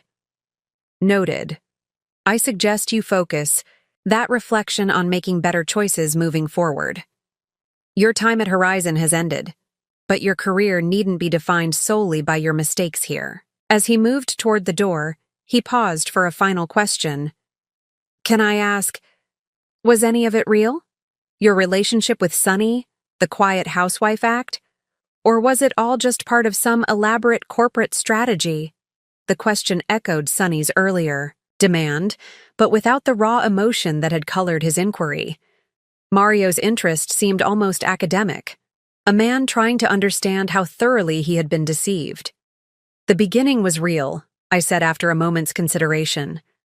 The rest became a necessary adaptation to an untenable situation. When one's voice is consistently dismissed, sometimes silence becomes a strategic choice rather than a surrender. He absorbed this, nodding slowly. I think I understand. Goodbye, Chairman Nakamura. And good luck with whatever comes next for Horizon. After he left, I remained seated, reviewing the interaction. Of the 5 executives removed yesterday, Mario had shown the most self-awareness in the aftermath. It wasn't enough to change the outcome. His behavior had been too problematic for too long. But it suggested a capacity for growth that the others, particularly Sonny, had yet to demonstrate. My phone buzzed with a message from legal. Reynolds. Attorney has advised he will sign standard agreement by deadline. Paperwork being processed now. So Sonny had finally accepted the inevitable. The practical part of me was relieved. A protracted legal battle would have been an unnecessary distraction. Yet beneath that pragmatism, I felt a curious sadness. Not regret for the actions taken, but acknowledgement of the relationship that might have been under different circumstances, with different choices. I pushed the thought aside, refocusing on the work ahead. The past couldn't be changed, but the future, Horizon's and my own, remained full of possibility. The news of Horizon's dramatic leadership change spread through the real estate industry with remarkable speed. By the following morning, my inbox contained dozens of messages from industry peers, competitors, and partners, some offering congratulations, others thinly veiling their surprise or skepticism, but all acknowledging the seismic shift that had occurred. The Wall Street Journal ran a feature article headlined, "The Silent Chairman: How Akiko Nakamura Quietly Rebuilt Horizon from Within." The piece painted a largely accurate picture of the succession plan Mr. Tanaka had implemented, though it predictably sensationalized the personal elements of the story. Several industry publications followed with their own analyses, most focusing on the strategic implications for Horizon's market position, rather than the interpersonal drama. What interested me more than the external reactions, however, was the transformation occurring within Horizon itself. The initial shock had given way to a palpable shift in the company's atmosphere, a tentative optimism that emerged as employees began to understand that the changes went beyond a simple leadership transition. I observed this most clearly during my morning walk through the building, an activity I had instituted immediately after taking official control. Unlike Sonny and his circle, who rarely ventured beyond the executive floor, I made a point of visiting different departments each day, speaking directly with employees at all levels. On this particular morning, I noticed significant changes in the marketing department, which had suffered perhaps the most under Liam's leadership. Where tension and competitive silence had previously dominated, I now found collaborative discussion and an energetic buzz of productivity. Designers who had been relegated to executing Liam's dictates regardless of their merit were now openly sharing innovative concepts. The difference is remarkable, Jasmine Park, a senior graphic designer, told me when I stopped to review her team's work on the affordable housing campaign. We've accomplished more creative development in 2 days than we did in the previous month. That's exactly what we need, I replied, genuinely impressed by the concepts they'd developed. This campaign requires authentic community connection, not just polished corporate messaging.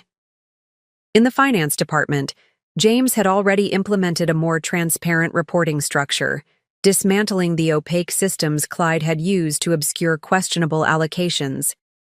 Junior analysts who had previously been afraid to flag concerns were now actively participating in review processes. "It's like a weight has been lifted," one of them commented during a brief conversation. "We're actually doing accounting the way it's supposed to be done." Perhaps the most profound transformations were occurring among the female employees who had been systematically marginalized under the previous leadership. Women who had kept quiet, minimized their contributions, or adapted their communication styles to navigate the boys' club atmosphere were now speaking with new confidence in meetings and putting forward ideas that would have been dismissed weeks earlier. Naomi's promotion had sent a clear signal that competence rather than connections would determine advancement opportunities. 3 other women had already been moved into positions more reflective of their capabilities, creating a ripple effect of optimism among employees who had previously seen no path forward. The internal company messaging board, once dominated by obligatory responses to official announcements, now featured genuine engagement with new initiatives. The affordable housing project had sparked particular enthusiasm, with employees from various departments volunteering ideas and offering to participate in community outreach efforts. Not everyone embraced the changes, of course. A few executives, who had aligned themselves with Sonny's inner circle while avoiding direct complicity in their misconduct, maintained a cautious distance, their contributions minimal and their expressions guarded during meetings. Several mid-level managers who had benefited from the previous system of favoritism were struggling to adapt to merit-based expectations. I made note of these holdouts, but didn't target them directly. Time would reveal whether they could adapt to Horizon's new direction or would eventually seek opportunities elsewhere. By late afternoon, I received perhaps the most meaningful indication that positive change was taking root. 3 former employees who had left the company due to the toxic environment under previous leadership had reached out to inquire about returning. Among them was Thomas Chen, a brilliant architect whose sustainable design innovations had been repeatedly blocked by Ben, despite their clear market potential. "If the changes I'm hearing about are real," his message read, "I'd like to discuss bringing my team and our sustainable luxury concept back to Horizon." As I drafted a personal response inviting him to meet, I reflected on how quickly a culture could begin to transform when the right conditions were created. The company I had observed from the shadows for 5 years, talented but hampered by poor leadership and toxic dynamics, was starting to emerge as the organization Mr. Tanaka had always envisioned. The ripples were extending beyond Horizon's walls as well. Two clients who had been considering moving their business to competitors had reconnected after hearing about our leadership change and new strategic direction. An industry association focused on sustainability had reached out about partnership opportunities.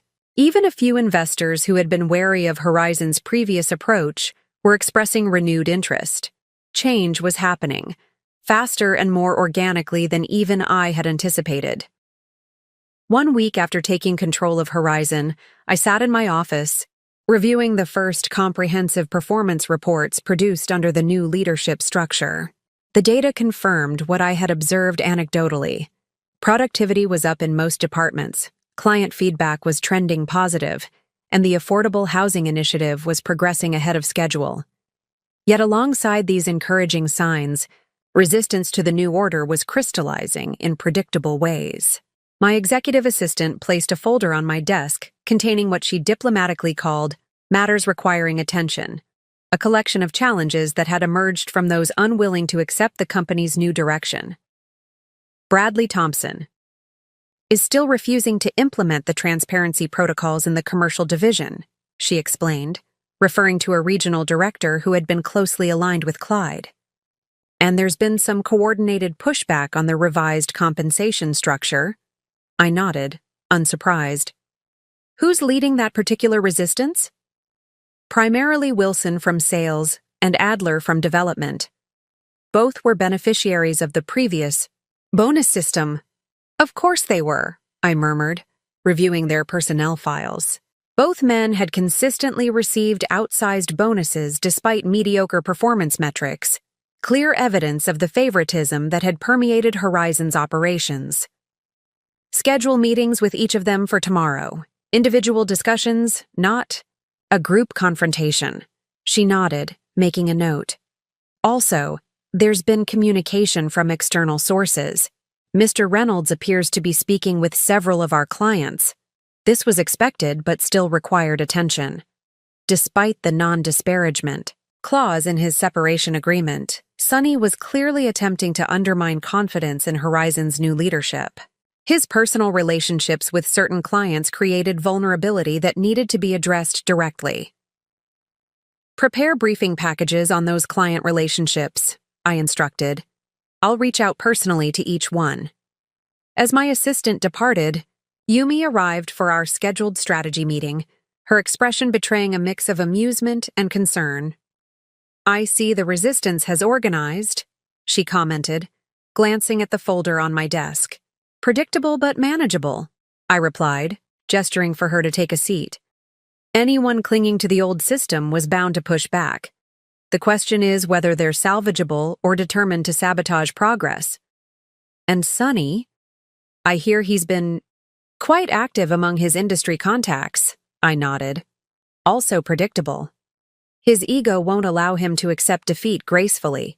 He's approaching clients he believes are personally loyal to him, suggesting that Horizon's new direction threatens their interests. Will it work? She asked, her tone suggesting she already knew the answer. With some, perhaps temporarily, I acknowledged. But ultimately, results speak louder than rumors. We're already showing improved performance metrics that will matter, more to serious clients than personal relationships. Our discussion shifted to strategic matters: the Tokyo expansion, the Sustainable Development Initiative, the digital transformation that Naomi was spearheading. Yet the undercurrent of resistance remained a factor in our planning, requiring adjustments and contingencies. The following day, I met individually with the employees identified as centers of resistance. Bradley Thompson arrived at my office with barely concealed resentment, his posture rigid and his responses clipped as we discussed the transparency protocols he had been avoiding. These new requirements create unnecessary bureaucracy, he argued. My team's performance speaks for itself. We don't need additional oversight. Performance without accountability isn't sustainable, I replied calmly. The protocols aren't punishment, Mr. Thompson. They're standard business practice in every reputable real estate firm. They weren't necessary under previous leadership, he countered, the implication clear in his tone. Previous leadership made exceptions based on personal relationships rather than sound business principles, I said, my voice firm but not confrontational. That approach ended with their tenure. The choice now is straightforward. Adapt to Horizon's new standards or seek opportunities elsewhere. His expression revealed the calculation occurring behind his eyes, weighing his chances of outlasting this new regime against the personal cost of continued resistance. I'll implement the protocols, he said finally, though his tone suggested this was a tactical retreat rather than genuine acceptance. Good, I replied, making a note in his file. I look forward to seeing the improved transparency in next week's reports. Similar conversations played out with Wilson and Adler regarding the compensation restructuring. Both eventually agreed to work within the new system, though I harbored no illusions about their genuine commitment. They would require ongoing monitoring and clear consequences for any attempts to undermine the changes. Not all resistance came from within, however. That afternoon, I received word that one of our largest clients, a luxury condominium developer with whom Sunny had cultivated a close relationship, was considering pulling their business following conversations with my former husband. Rather than addressing this through intermediaries, I called the client directly. Mr. Patel, I began when he answered. This is Akiko Nakamura, chairman of Horizon Realty Group. I understand you have concerns about our continued partnership. His surprise at my direct approach was evident in his hesitation before responding. Ms. Nakamura, yes, I've been hearing some concerning things about Horizon's new direction, moving away from luxury development, staff upheaval. Sunny Reynolds has always handled our account personally. I'm familiar with your portfolio, I replied. In fact, I reviewed your Lakeside project just last week and have some thoughts on how we might increase its market position through sustainable luxury enhancements, a growing sector among high-net-worth buyers. The conversation that followed was substantive and specific, demonstrating my detailed knowledge of his projects and offering concrete value that transcended personal relationships. By the call's end, Mr. Patel had not only committed to maintaining his business with Horizon but had expressed interest in our new sustainable luxury initiative. I appreciated Sunny's friendship, he admitted as our conversation concluded. But ultimately, this is business. Your approach is refreshingly direct. As I hung up, I reflected on the nature of resistance and acceptance in times of change. Some would never adapt, their identities too wrapped up in the previous order. Others would assess the new reality pragmatically, adjusting their position based on self-interest. And some would genuinely embrace change, recognizing its potential, benefits even through the discomfort of transition. Horizon was experiencing all three responses simultaneously, requiring different strategies for each. The key was identifying which individuals fell into which category and responding accordingly, with patience, clarity, or, when necessary, decisive action. 3 months after taking official control of Horizon Realty Group, I stood on the construction site of our first affordable housing development, watching as community members participated in the groundbreaking ceremony.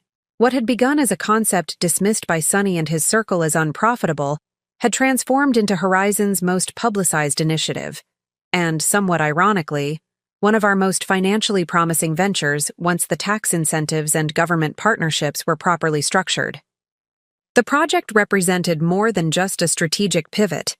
It embodied the systemic changes that had taken root throughout the organization.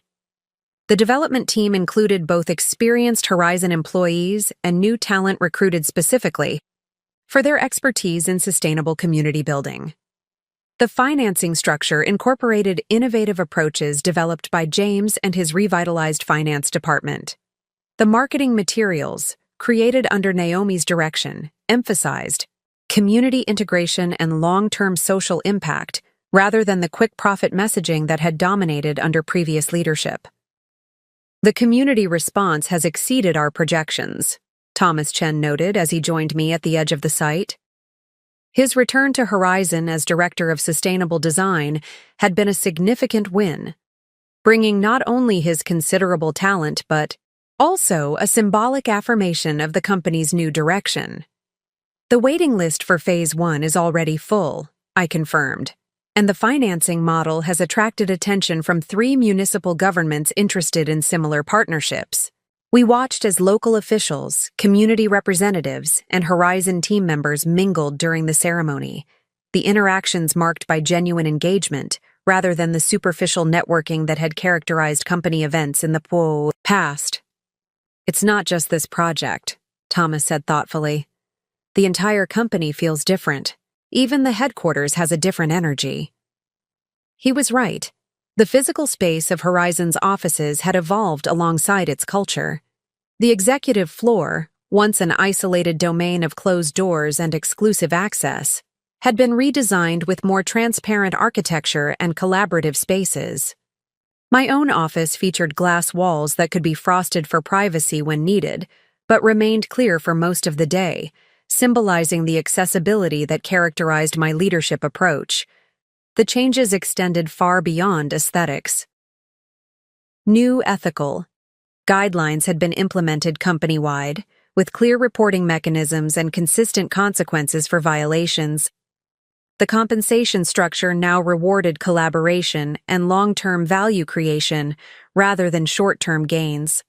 Promotion criteria had been standardized, eliminating the favoritism that had previously determined advancement. Perhaps most significantly, Horizon's workforce had diversified remarkably in just 3 months. With barriers to advancement removed and genuine meritocracy established, talented professionals who had previously been marginalized found opportunities to contribute at levels commensurate with their abilities. The executive team, once exclusively male and predominantly white, now reflected a broader range of perspectives and experiences. The results were already evident in our performance metrics. Client retention had stabilized after an initial period of uncertainty, with several major accounts that had been considering departure now expanding their engagement. Employee satisfaction scores had improved dramatically, and recruitment of top talent had become significantly easier as word spread about Horizon's transformation. The financial indicators were equally promising.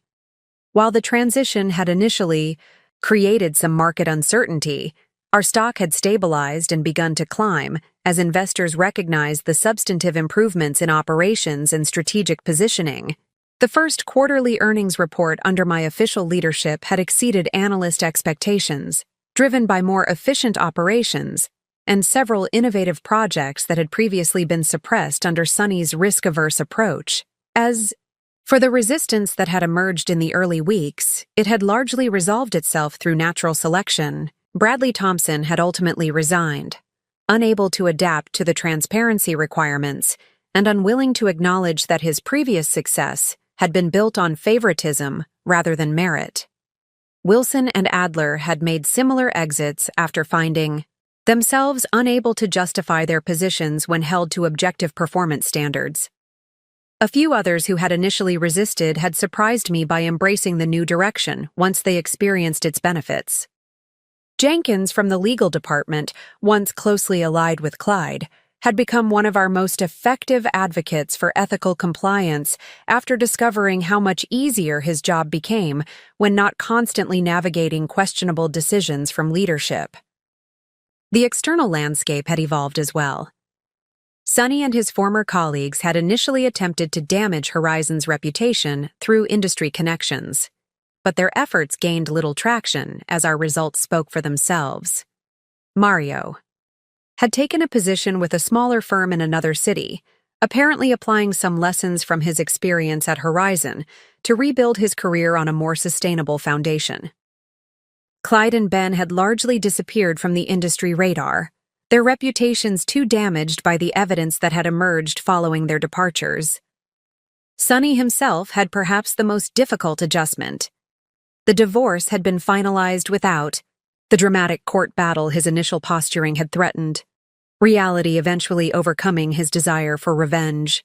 Industry sources reported he was attempting to establish his own boutique real estate consultancy, though without the backing of Horizon's resources and connections, his progress was limited. I maintained a professional distance from these developments, neither celebrating their struggles nor intervening to ease their transitions. The consequences they faced were not punishment, but the natural result of their own choices. A reality I had accepted for myself long ago when I chose to play the long game rather than seeking immediate validation. As the groundbreaking ceremony concluded, I participated in the traditional photo opportunity with community leaders and project partners. The local newspaper reporter covering the event approached for a brief interview.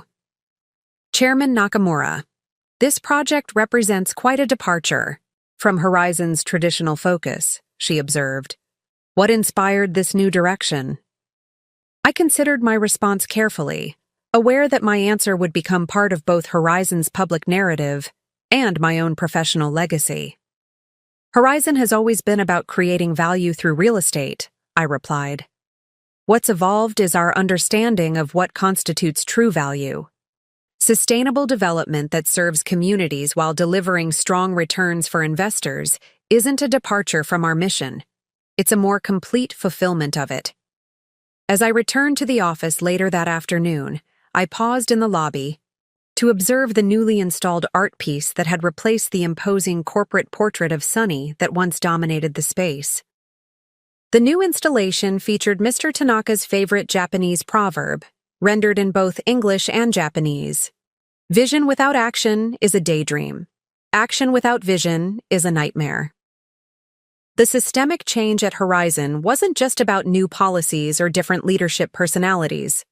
It represented a fundamental realignment of vision and action, a company rediscovering its purpose and restructuring its operations to fulfill that purpose authentically. Stepping into the elevator, I reflected on the personal journey that had paralleled the company's transformation. The roles I had played, the quiet wife, the hidden strategist, the patient observer, had served their purpose, but they were parts of a past I had now transcended. The woman who stood in this elevator, heading to her office to lead a company she had rebuilt from within, was finally, completely herself, Akiko Nakamura, not defined by relationship to others or by cultural expectations, but by her own vision, actions, and achievements. The elevator doors opened on the executive floor, where my team awaited with updates on the Tokyo expansion, the digital transformation initiative, and the sustainable luxury concept that Thomas was developing. The future stretched before us, full of possibilities that had been merely theoretical under the previous regime. This, I thought as I stepped forward to meet it, is what power looks like when it serves a purpose beyond itself. To all the women, watching this story unfold, I want to share something important with you. Power isn't always about who speaks the loudest or who holds the official title. Sometimes, true strength lies in strategic patience, in observing, learning, and preparing while others underestimate you. I spent years being dismissed, my ideas mocked, my intelligence questioned simply because I appeared to fit someone else's limited perception of who I should be.